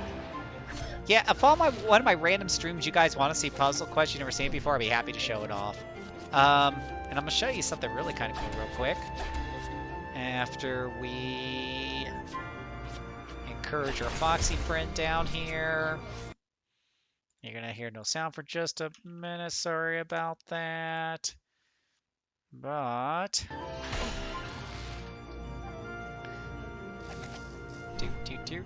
So Puzzle Quest, I played that on the PSP back in the day. And then they keep re-releasing on stuff. I got it on the PC. I got it on, you know, my PlayStation 3. I got it on my Vita, right? Like it came out on everything. Wait, that's not a combo. We need to Searing Lash him, and Searing Lash him, and then Flame Wave all of them, and spread out the level. So... yeah, it's pretty fun, but I mean, I put maybe a few dozen hours into it. I didn't beat it. It's really beefy. It really is beefy, and the battles can take a really long time because you're doing this match 3, and it powers up your skills so you can attack the enemy. And some of these battles can go back and forth for quite some time. It's definitely a slow burn type of game, Chris. Occasionally, I get off on these tangents. That's what you get when you stream with Phil. You get quick tours of stuff. You didn't even ask for the tour. You got a quick tour. Ooh, treasure chest. Raises physical defense for allies, lowers physical defense for all foes by 1 grade for 3 turns. Power play. Ooh. Ooh. Ooh, everybody goes, ooh, ah. I wonder if that could be upgraded for more turns, but that's nice. Power play. Let's get that in there. Oh, that cost 1. Ooh. Ew. Let's take out one of those, and we'll put in another quick fix, I think. Ooh, we need healing. Oh, we'll put it back in. We got one of those. We got 2 quick fixes. Okay. I'm a little worried I don't have enough power generator, so to speak. Raises Gallows strength and magic, but inflicts him with despair. That sounds horrible. Shields up, raises 1 ally's physical defense. No. Just 4 steam punches, really? We'll do this one. Okay. I saw this. Ultimate Atom Traditional Roguelike starts early access 11 February. Oh, well, there you go. Well, if you do it, let me know, and let me know how it works out for you. I mean, I'll probably wait for the official. I need to get further. You guys, were you on here, Chaos, when I was playing it? Because somebody, I think we rolled it up on the Wheel of Rogue a few days ago, and I did a run, a bit of a run with a rat folk woman, female rat folk.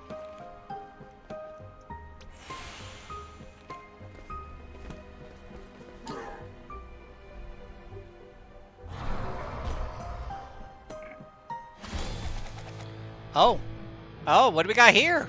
We got a trio of bad guys, and we got boss music. Oh, let me turn off the desktop.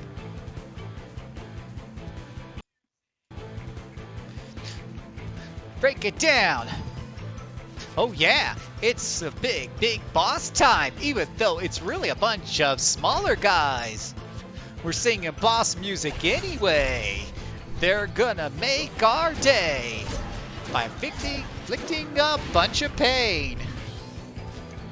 It's a big boss time. Big boss time, it's the big boss time. Gonna make up some boss rhymes with the big boss time.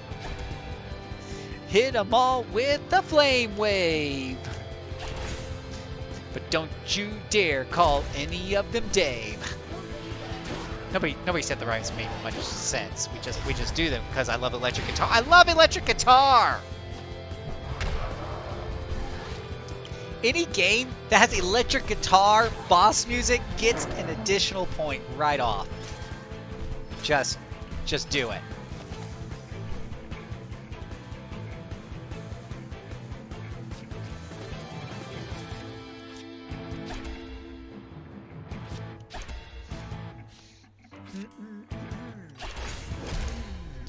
I could do electric guitar all day long.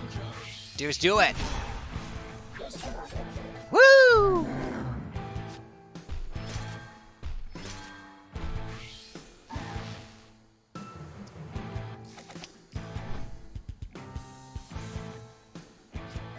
Kitty, yeah, right? Of course, it's kind of like, it gives you this lull, so you're not like on this total acid metal band trip for too long. So it kind of does this. So it gives me a chance to bring my blood pressure back down before it goes back up again. There it goes.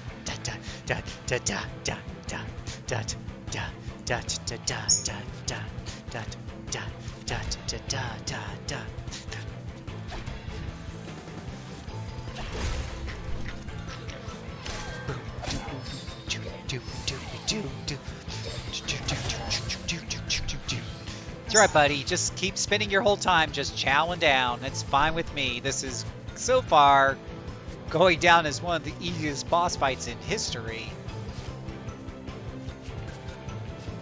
I'm sure he's got like a final form or some cool crapioli. Oh man, you're responsible for those awkward Final Fantasy boss fights. That'll go all electric while everything else was void of it. Right? Well, the problem is, if it was electric guitar through the entire game, I couldn't make it through a 3-hour stream. I'd be completely exhausted because I'd just be bouncing all over the place. You know, like I just need it here and there. It's like salt. You don't want to put too much. You just want to season the meal. You don't want to drown it out. I mean, I'll put rock on, I'll put some of this on at work when I need to be pumped up for an hour or so to get through a big, project. And then I gotta, like, lay off of it for a bit. I love the by the way, I love Shin Megami Tensei Persona soundtracks. They're just the best. And if you disagree with me, then you're just wrong. You're categorically wrong. Totally.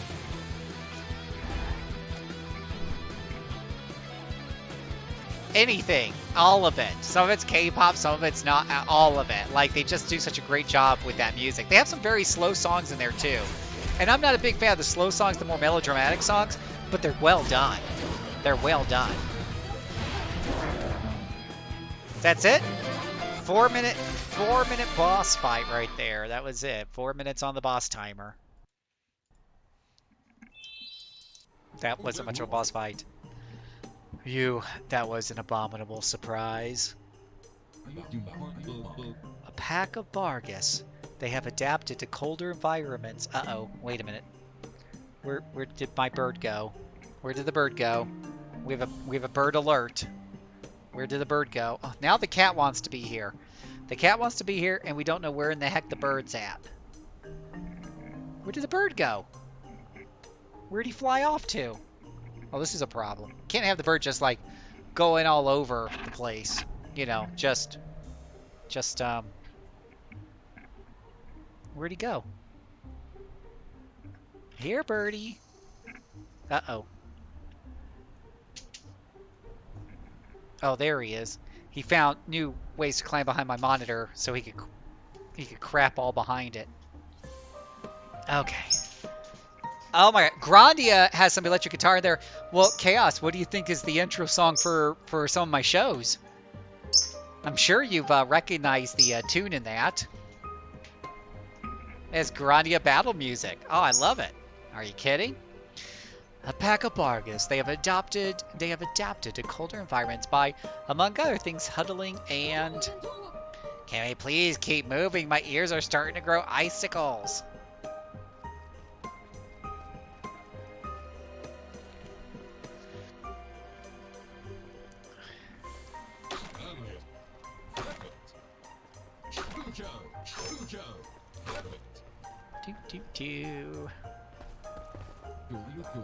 Here it is, the final resting place of the Behemoth. Before they themselves went quietly into the pages of history, the Temperance of Lux Ultima erected this fortress upon the monster's lifeless body. Alright, let's go! Alright, when you're talking these things, you know Puzzle Quest 3 is... Well, the whole reason that conversation came up was because I was reading the article about Puzzle 3 Quest from RP Gamer. You can find all these articles for yourself at rpgamer.com. I read them. I read the bylines as part of my service to you guys here on the chat on the stream. Because it also brings us fun things to talk about. Chapter Dang it, bird, 17. get out from behind that On the monitor, you threshold evil little of fate. feathery thing. No, you can't go back there. No, stop it. Stop fighting me on this. I'm the boss. I'm bigger than you are. I'm gonna put him into my... Anyways, you know my problem is with that puzzle. So we got this new people who've taken over the license and stuff. And what do they do to it? They make it a free-to-play mobile game. I'm out. I'm out. I think they have like a title card. Let's see if they have the announcement trailer. So you can watch the trailer. If I hit play on it, I can show it up on here. You guys want to see it real quick? We can see it real quick. We can see it real quick. Even though it breaks. Hold on. Let me bring it over to my monitor. Let me turn on the display capture. And let's watch it together, okay? Hopefully the sound comes through.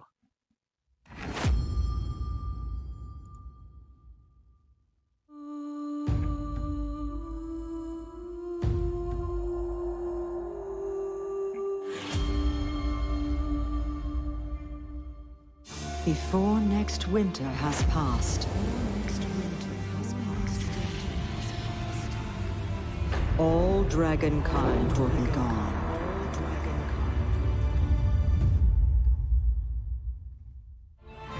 With our world in danger once again, a new hero must arise. A hero that will reshape our world. Will you be that hero? Prepare to embark on a legendary new quest.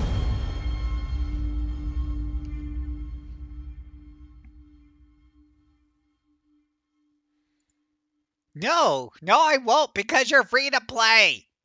Make me pay for it. I don't want free. I don't want your free game.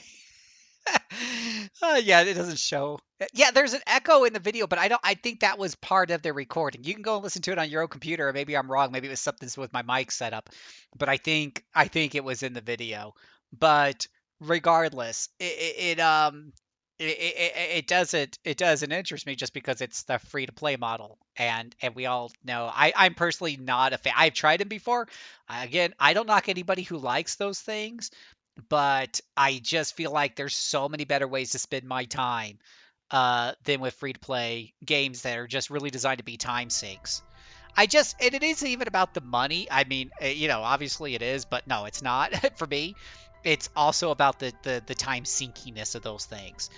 And what they do is they purposely slow down the experience level games. They purposely add unnecessary layers to the character progression systems that you got to work and grind your way through. So, and and of course, if you want to do that with any halfway decent speed, you got to pony up money. Otherwise, it's just going to take you a very, very, very, very, very, very, very, very, very, very, very, very long time to get there. To get through their content. But there are some really nicely done games. There's some really good ones from some of the developers that make, Square Enix, and I mean the Saga games. I love Saga Scarlet Grace. We're gonna play that together. But they have their mobile game. Everyone's got a mobile game, and some of them are really well done. I just don't care much for the time synciness of it. Time sync, those games are endless, right? That's weird. What is? You're not seeing this blue peppermint puffer right in front of us? I don't know. But it's a dank old castle, so nothing's out of the ordinary, right?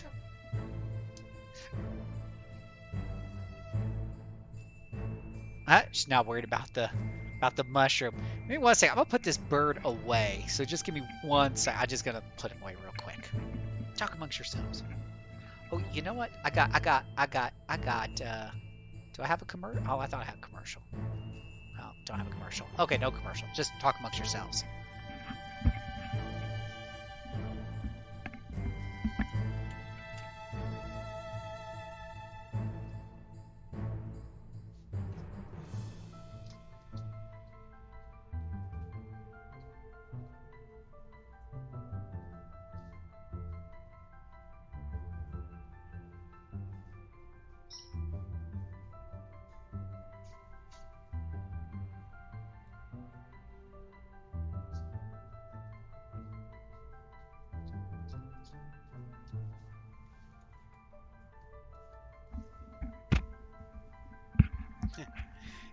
It's like Monster Hunter, but match 3 and not like it at all, right? So I'll give you a really easy example, right? So that I like to use a lot. What does this mushroom do, by the way? It just doesn't do anything. It just disappears and probably gives us all, just makes us all look kind of crazy. We're all just going puff-tasking for these mushrooms.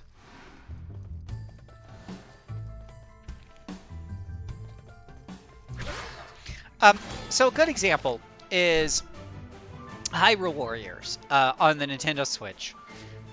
It's got a lot of unlockable costumes and characters. You unlock those costumes and characters by playing through the game. Some of them are buried pretty deep in. You'll have to play a few hundred hours to unlock, all of them. Maybe even up to 1,000 hours for all I know, because some of it's buried pretty deep.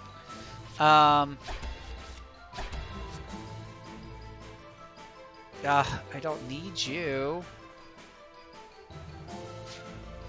Ugh, but I have no other cards. Fine. Let's do that, let's do that, let's do that. Okay.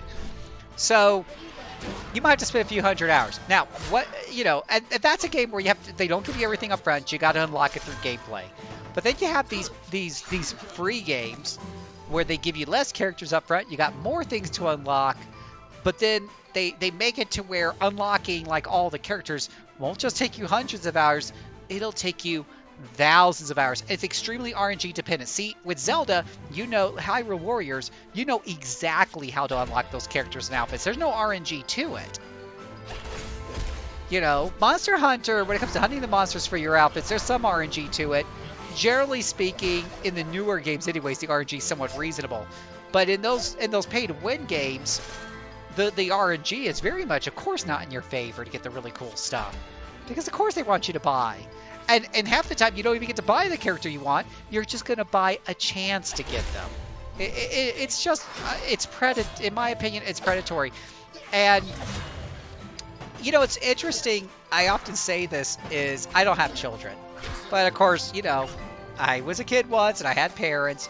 And I always find it interesting that as adults, we have these rules for our kids that we know is supposed to help keep them safe and healthy, but we're okay. We're breaking the rules because we just know so much better, right?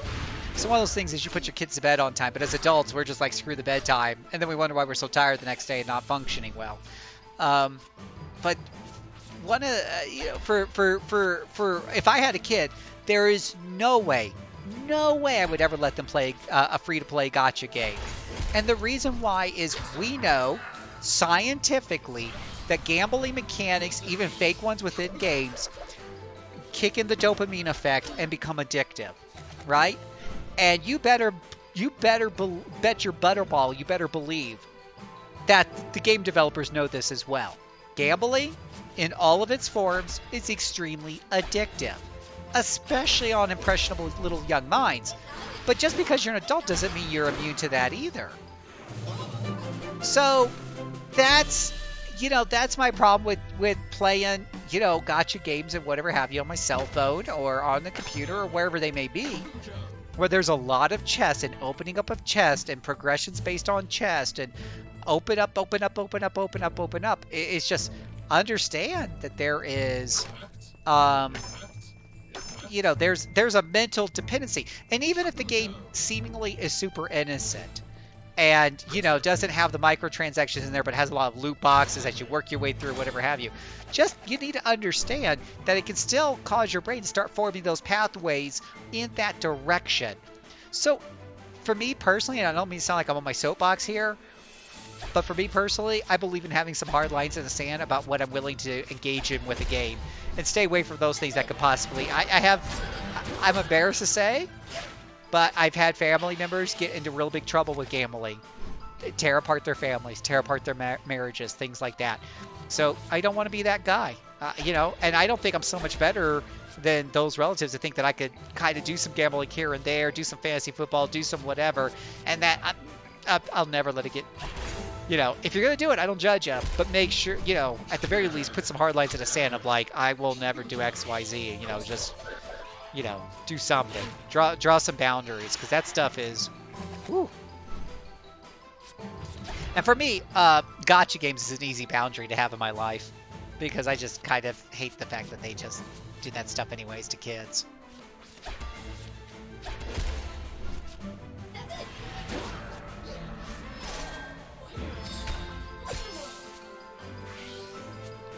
Moisturize? The slime was moisturizing himself? Maybe he should have done that in private, I don't think I needed to see that. Could just be me. Don't think I need to... Oh, mother fudgesicles can't give me some decent cards. Don't think I need to see that.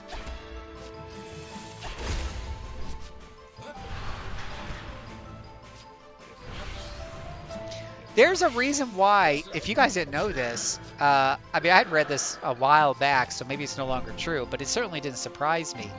But Blizzard has psychologists on their team that help to develop, their game design, and they purposely put in things that are that fire off the same cylinders in your brain as gambling does. Like those dungeon runs you do over and over again to try to get that one piece of loot. They're going to make sure that they have psychologists to figure out where that sweet spot is at to keep you most addicted to the game. Now, you're not popping in quarters like you do with like Vegas gambling, right? But you're basically putting in quarters in the form of time. 15 minutes here, 10 minutes there. Next thing you know, you're staying up the whole night trying to get this one piece of loot. And you're super excited when you do, so it kind of feeds off the same cylinders, same factors. Yeah. And to a degree, all RPGs do with their little numbers and the dopamine effect of like, ooh, I level up, ooh, I got this, ooh, I got that. And, you're going to have that to some degree. It's just having some boundaries, that's all. So, no, I will not be getting Puzzle Quest 3 as much as I love Puzzle Quest.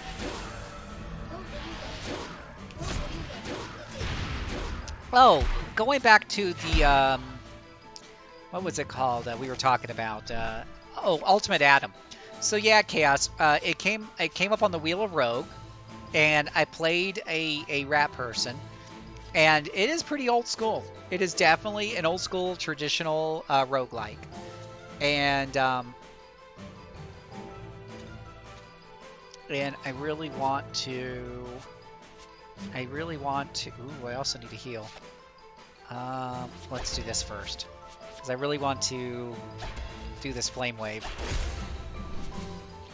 So, yeah, it's very traditional, very old school. It's really running off of MS-DOS underneath the hood. You can actually switch it to an MS-DOS mode, a ASCII mode. So that's pretty cool. I mean, that's all kind of built into the game, but it is very old school. It is definitely not for, like... Oh, he's berserked. It's definitely not for newer gamers, who are looking for an easier experience.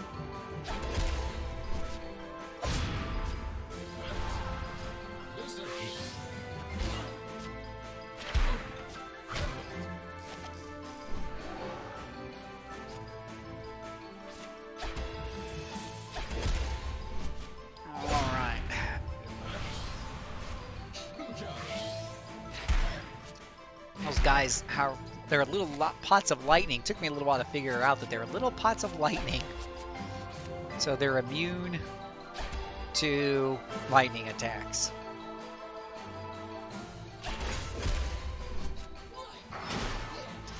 Yeah, Ultimate Adam's a new one, but yeah, I saw you can switch the graphics so it looks like Rogue. And you can do that with the old, like I was saying, like you can do it with the old one.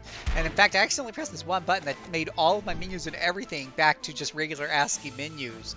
I couldn't figure out how to switch it back to like Windows, you know, like modern day stuff. I was all like freaking out for a minute.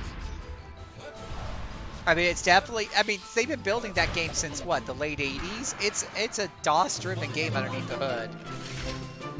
With walls made up, yep, exactly. It is. So you can play the original one now and see if you like it or not.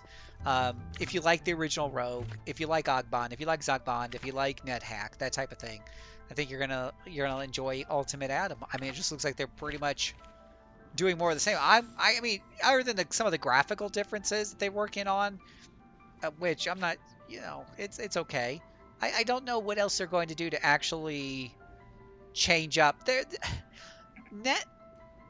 I would say Adam is kind of rough compared to some of the more modern-y, traditional roguelikes. I'm picking my words carefully here.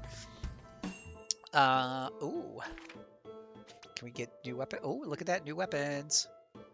Flame Reaction. Careful with this one around the other books. Nah. Deals 50% magic as fire damage to random foes. Hits one time for each damage element. Oh, I don't like that. Nope, screw that. I like Thunder Wave. That's going to have her do more damage. Let's go ahead and have her equip that. We don't really have him do a metric ton of damage. These guys do. Alright, so we'll go ahead and buy this and equip that. And then for armor, really... we can inflict bleed.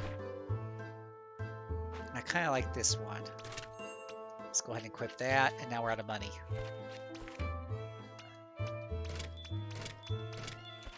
Alright, just kind of upgraded a little bit there. Lots of different ways to go here. You can tell we're kind of in the final, one of the final dungeons. There's lots of different ways to go. Attention students, neophyte Coperencia is requested at the headmistress's study for a thorough performance review and make it snappy. But what? You guys could hear that too, right? I am beginning to suspect some kind of retrospector at work here. What the heck is a retrospector? It draws out old encounters from your subconscious, forcing you to relive them. A mental echo, if you will. Sounds fun enough. Are they dangerous? Though they can be very strong, they seldom reach the full power of the memory they sprung from. That's a relief. Is this like one of those games that make you do like a boss rush mode, you know, at the end? Yeah, that might be interesting.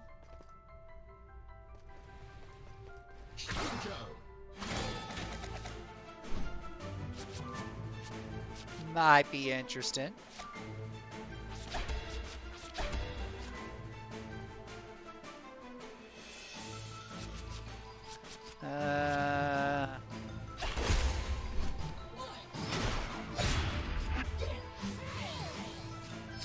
But anyways, yeah, that is, I don't know, we went from reading that article to all kinds of other stuff.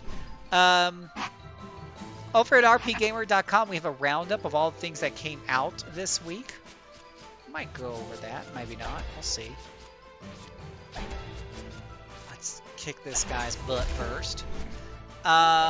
Story of Seasons Pioneer of Olive Town expansion pass announced. XC Games and Marvelous have provided another update on Story of Seasons Pioneers of Olive Town. This time around, the companies have announced an expansion pass. Is that supposed to be somehow different from a season pass? Ugh, against somebody who's all berserked again.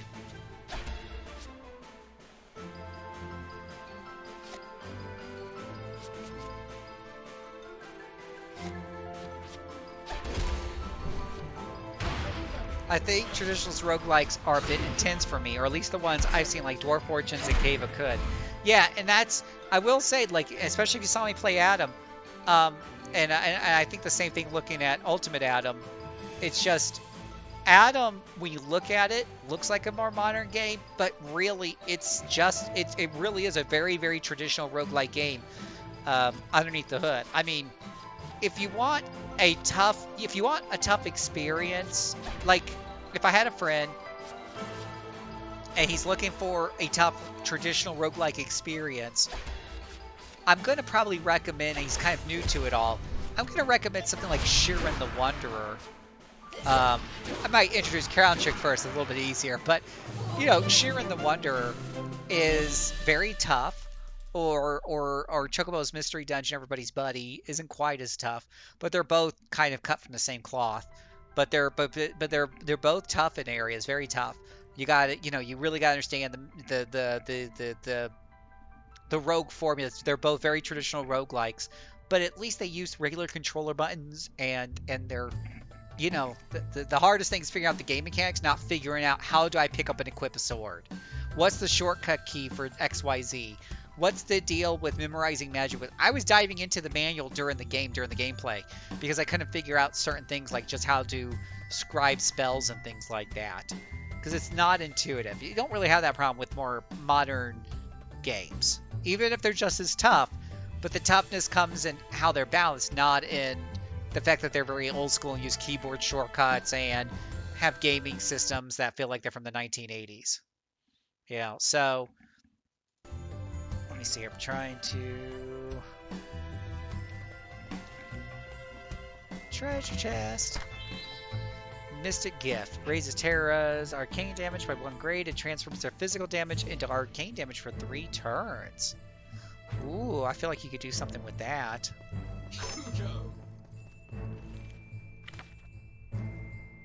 Ooh, speaking of, probably should switch some of these characters around to spread out the XP love.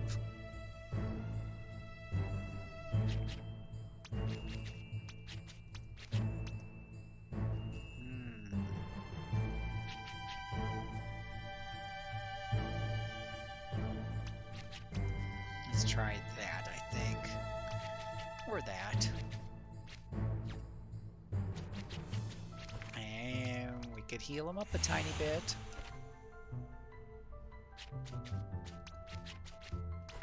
So that's interesting. You can change up so that all their damage is arcane damage.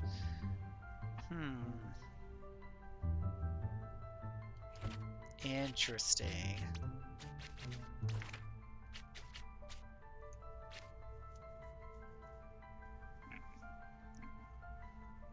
Oh, that's my mouse. I was like, say, why is there a big sword on that one?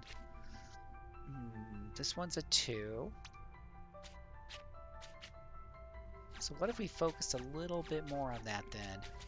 We did a Mystic Gift and a Siphon Mine, and we just kind of went for more of a mystical approach. Still like that card. That's a good defense card. Don't know if we really need that guy there. And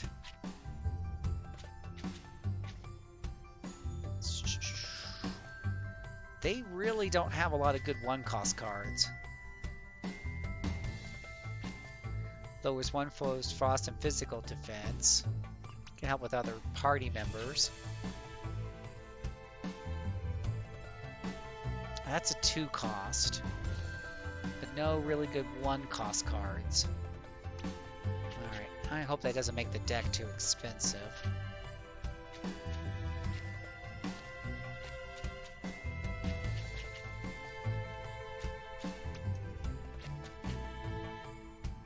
Okay. Gotta work on their decks a little bit sometimes, because decks are the name of the game.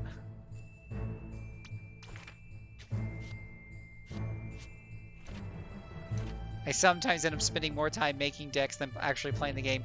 Yeah, especially in games like Slay the Spire. I thought, like, you know, Neoverse was pretty good.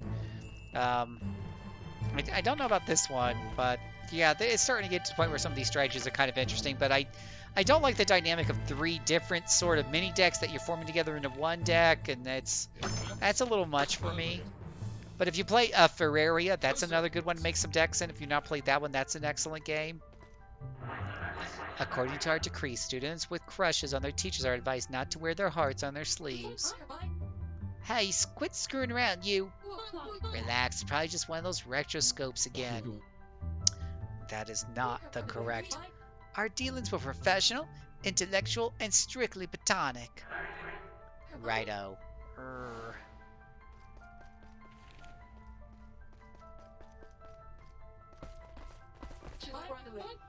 You're not real. It's just in my head.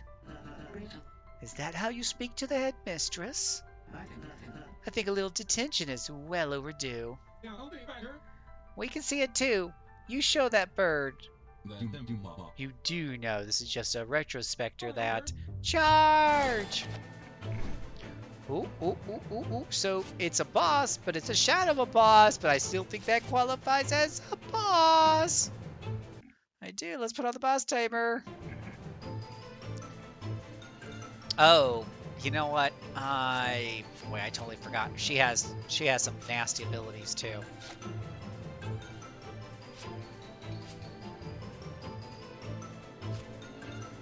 She does. Ah, and of course I don't get any good cards.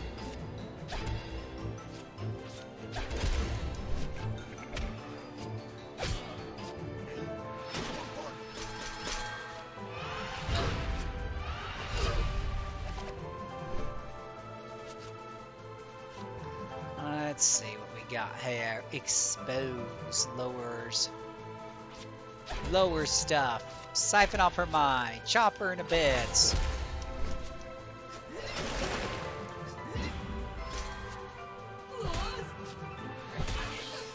Nice. No, it's not giving us the big boss music. It's just sort of the sort of big boss music.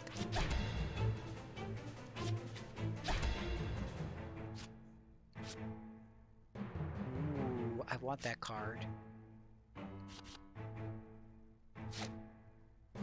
And a quick fix. That'll work.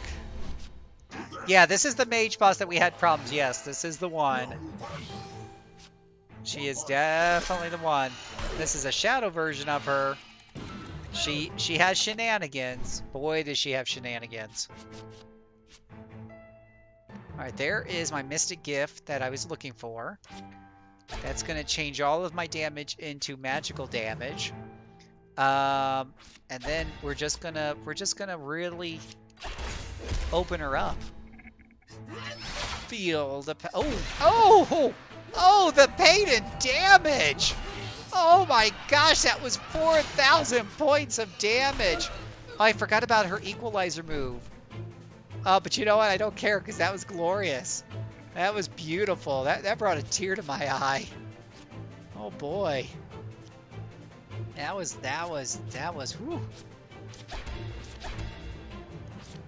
That was great.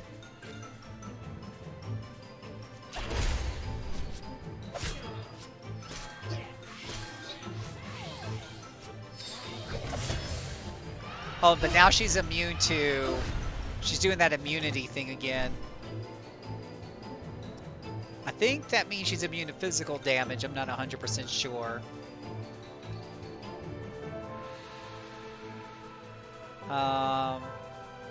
But I feel like we need to get some healing in this house.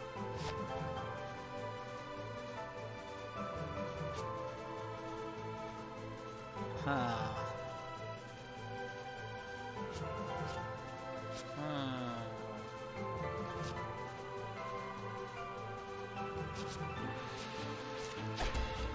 Alright, who needs the most healing? Well, let's get the twins at the bottom. Oh, there she goes. Yeah, it's the first hit, activates a physical defense. That's fine. Can you mouse over her? But I don't think I can. There should be, I feel like I'm missing, like there should be a button you would think to be able to see what, because you know what these buffs and debuffs mean. Usually these card games, that's totally a thing, but no, doesn't seem like it. I've tried a couple of different things. Oh. Oh, there we go. You gotta go into the menus. Active effects reactive barrier. Grants elemental immunity after taking damage for the first time each turn. So that, I mean, I had figured that out. I guess I should have learned. I don't know why there's so many clicks to get into this. But, oh well. What are you gonna do? Learn something new every day. I'm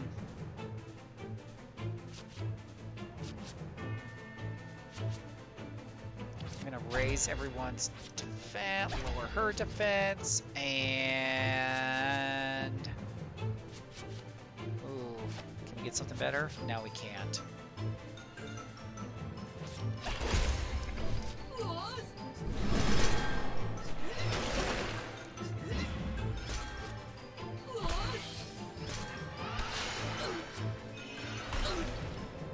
Shenanigans, but that's okay.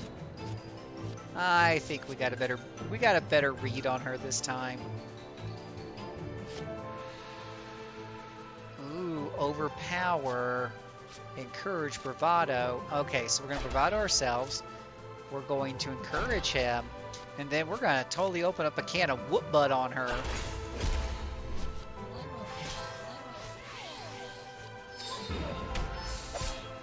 Nice. There was 2,000 points right there, but now she's immune. That's fine. Oh, time lock 2 of my guys. That's kind of like the definition of rude. Ah, and I couldn't get another purple card. That's also rude. So I can't combo this turn.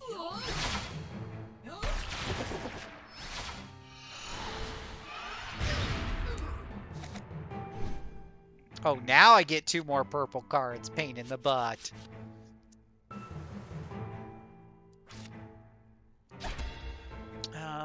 Let us do a pain gain on somebody. And heal up somebody. Kind of like how he throws the wrench forward and brings it back. It's like a boomerang that buffs everybody. Final Fantasy X 2 stop status game over flashbacks, right? Right? It haunts your every dream and nightmare and everything else. Because why in the heck wouldn't it?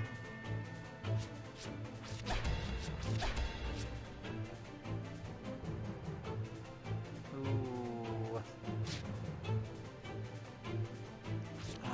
Oh, but if I do that, oh man, I want this. I want it bad. Oh, I hate you, RNG. You torture my dreams. Ooh, I'm low on health.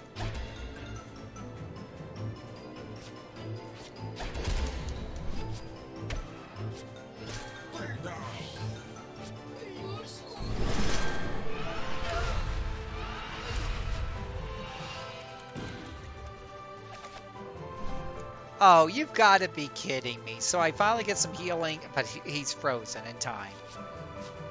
If that's not cheating, I don't know what is.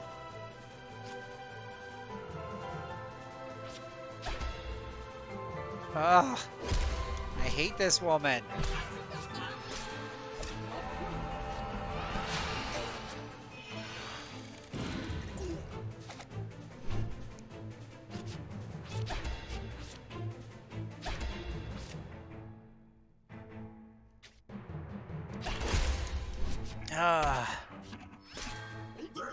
This is the part where it slows down because I can't get what I need.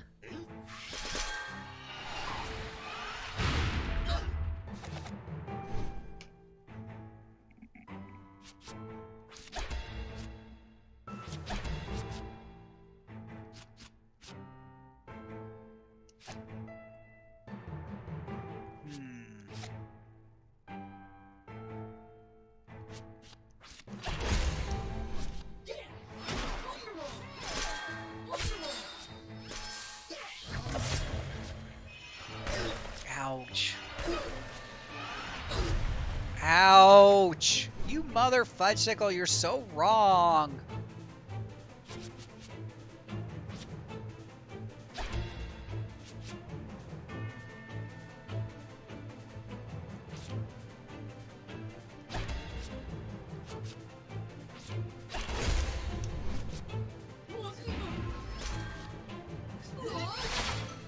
Yeah, we're almost dead. She's almost dead.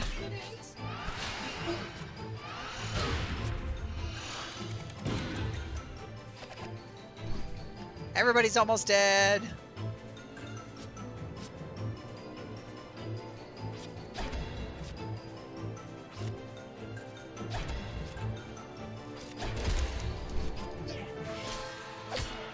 There we go. Phew! Phew! Down to less than 200 hit points each. I know she was important to you. She was. Anyway, let's keep moving. Thank you, sir. Thank you. That's the spirit. Carry forward. Let's take the key and get back down to the locker door.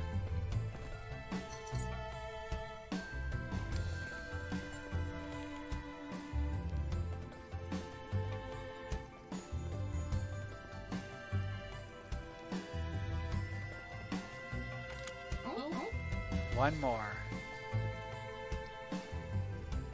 So let's see here. Gonna heal up there. That's true. So it sounds like you kind of like the game. Oh, I love the game. I adore the game. But that box is just there because it's part of my mess back here, just cleaning up. Because I probably will keep that box because I'll use it to transport the character if I move. But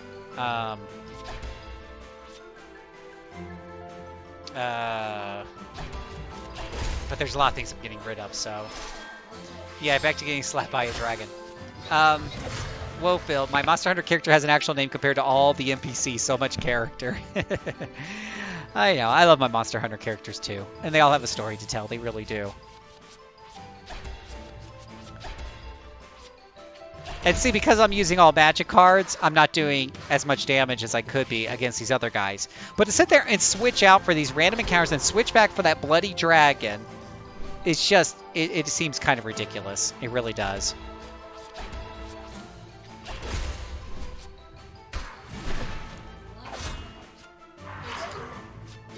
I will put it to y'all this way. I can definitely, Horizon Zero Dawn, I play that game, I love it, I want to play it again. There's games that I love, and I'm sure you guys feel the same way about certain games, but there's games I love that I'm like, man, I hope I get to do a second replay of that before I die. You know, like, I hope I get to go back to that game because it was so much fun. This game, nah, the mechanics just, it's cute. It's very cute. The graphics are really cute. I'm glad I experienced it. I can't see myself come back for a second replay. This is what we call a one and done.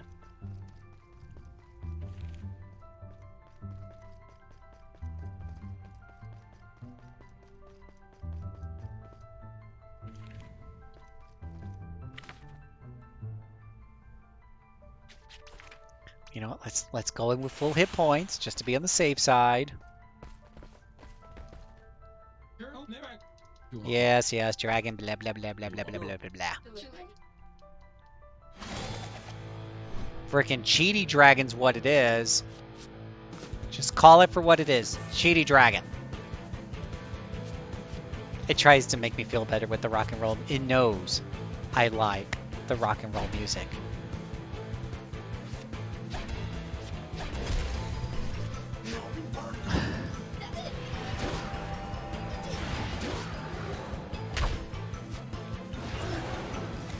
In most recent times, the first Tomb Raider reboot was my. You know, Peter, I love the Tomb Raider reboots. Now, I played the original ones when they came out. They were ahead of their time at the time. Going back and replaying them today, of course, they unfortunately do not hold up. But I definitely did enjoy them back in the day. So fast forward, little story there. Little free story time. Fast forward to me getting around finally to playing one of the reboots, and I really enjoyed, or the first one, and I really enjoyed it. I'm personally not a fan, as you guys know, I'm not a huge fan of puzzles, so I was very happy that the new game has more of a focus on action, and the puzzles are kind of like they are secondary, but you can do them if you want to for extra little unlockables. And that's what I've said all along. If puzzles are for unlockables, that's fine. That's totally fine. If it gives you bonus weapons, bonus outfits, great. When they're in the way of me actually playing the game, and I get frustrated because it doesn't respect my time. So I'm old. I get frustrated easy. So yeah, no, I thought it was really cool. And then I said, well, you know what? I heard that the Tomb Raider, the new Tomb Raider reboots are inspired by the Uncharted games. So let me go back and play Uncharted because I never played Uncharted. That was rough. That was a mistake. Because, as you guys probably know, the original Tomb Raiders inspired Uncharted trilogy. The Uncharted, first 3 games, whatever, inspired the Tomb Raider reboots. In return, they inspired each other. And so when you go all the way back to Uncharted 1, you're going back halfway between the original Tomb Raider and what the new Tomb Raider really is. And the combat in that felt pretty stiff. It wasn't Tomb Raider 1 bad, don't get me wrong, it wasn't anywhere close. But it just felt really ucky to me. Now, by the time I got to, I still played through it for the story and pushed my way through it, and I didn't want to play it again after I was done. I was so done with that game. But then when I got to Tomb Raider, or Uncharted, was it 2 or 3 really started to click with me a little bit better. But none of them, and while I did enjoy the story and to some degree the action, they still, I wouldn't want to go back and play them again. Unless I'm just dying to experience the story again. But I certainly want to go back for the gameplay. When it comes to the gameplay, though, Tomb Raider, I would go back and play. I can't wait to play. I haven't played the second or third one yet in the new remakes. I need to.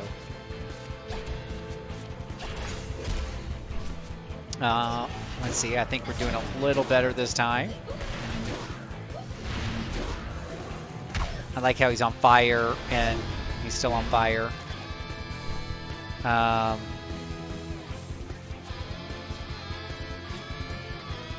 Even though we hit him with ice. Let's see here. In most recent times... Oh, you're talking about... I'm sorry. You're talking about the very first Tomb Raider reboot? Like the anniversary one? That was like on the PlayStation... Wasn't it on the 2? From the remake of the first one? Or are you talking about the reboots that came out like 5 years ago? Because that's what I was talking about, was the reboot that came out 5 years ago. I haven't tried playing... I know that there's more of a PlayStation 2 reboot of the first one that had better graphics and smoother gameplay, but... Yeah, that's a good question. That's exactly what I'm asking Chaos of Peter, because I'm thinking I might be getting confused because I forgot the 5 years ago reboot. Okay, he's talking about the 5 years ago reboot. Yeah, that's the one I really like.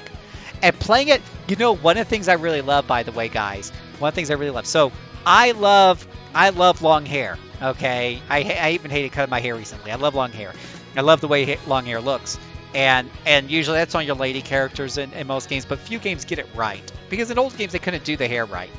Well, did you know on the PC version of the Tomb Raider reboot that they had put so much money and technology into her hair, they called it real hair? Did you guys know that? Did you check that part of it out, or did you just play it on the console?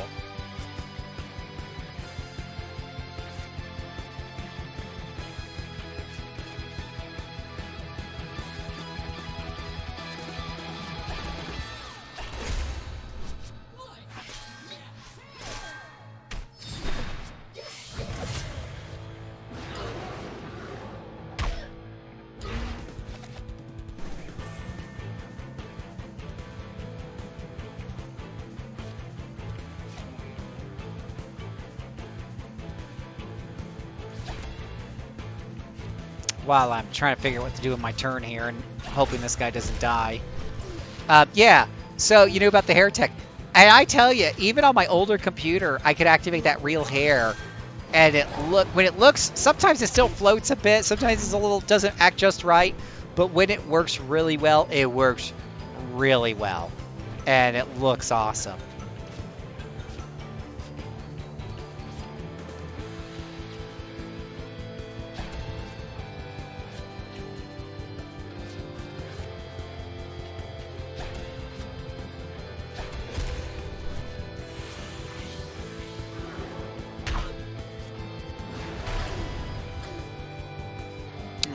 Let's see here. Can we get away from you just doing...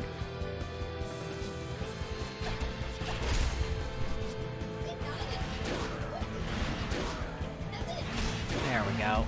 Finally, dragon's dead. Jeez, and stay dead. But notice that Armorilli and Coberincia didn't get any XP hardly. Because they're at the cap. They're at the cap. So congratulations for beating that dragon that was giving you such a hard time, Phil. But 2 of your 3 party members, you know what they get? You know what they get? They get a middle finger. Okay, I totally did on camera. That's not really the... See, I didn't really flip anybody. But you get my point, okay? That's what the game is telling me. Thank you so much. You get a middle finger. How many defeated dragons go into 1 guild membership? Those guild jerks can't hold a candle to you. Let's grab the key and get back to the locked door.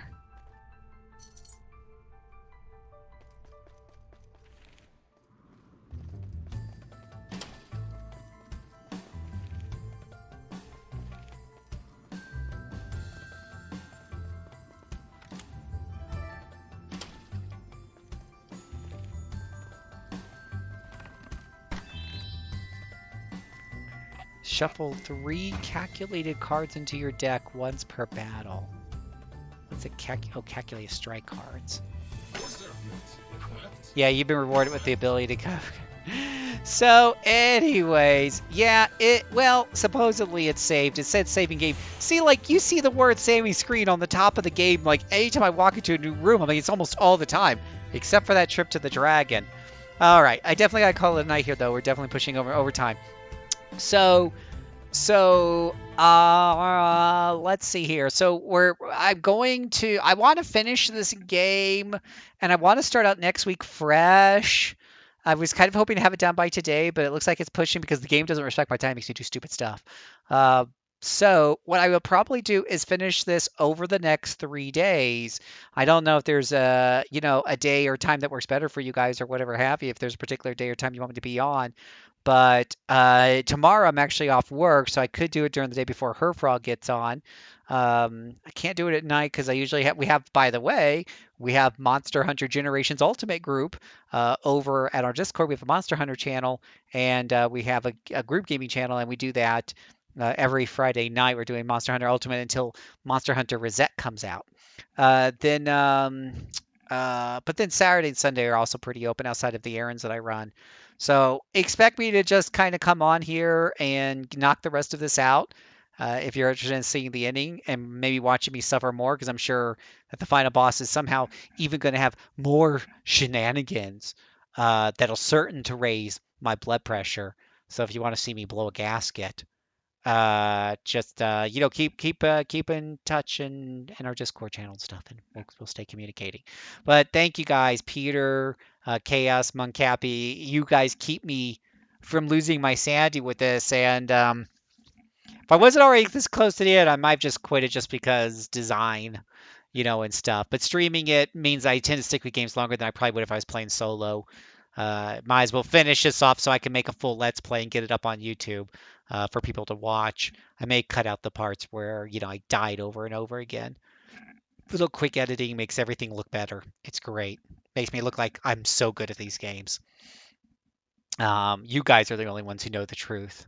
That I died over and over and got really upset and came close to using 4-letter metaphors that I'm not supposed to say on public television. So, yeah, I would expect if you follow us, we do have a lot of other things coming up too. We also have Herfrog's playing tomorrow, and we have the RPG cast at 12 noon on Saturday, so you want to check that out. And then we have Scardew Valley, as we like to call it, on Sunday. So, yeah, come and check it all out. And plus, I will be on. I'm sure I will be on. I might be doing. I definitely want to finish this up. We got maybe do some random rogue action. Who knows? Who knows? Maybe I'll just do some more Dragon Age Origins here and there, just to keep plugging away and chat with you guys at the same time. But thank you guys again so much for being on with me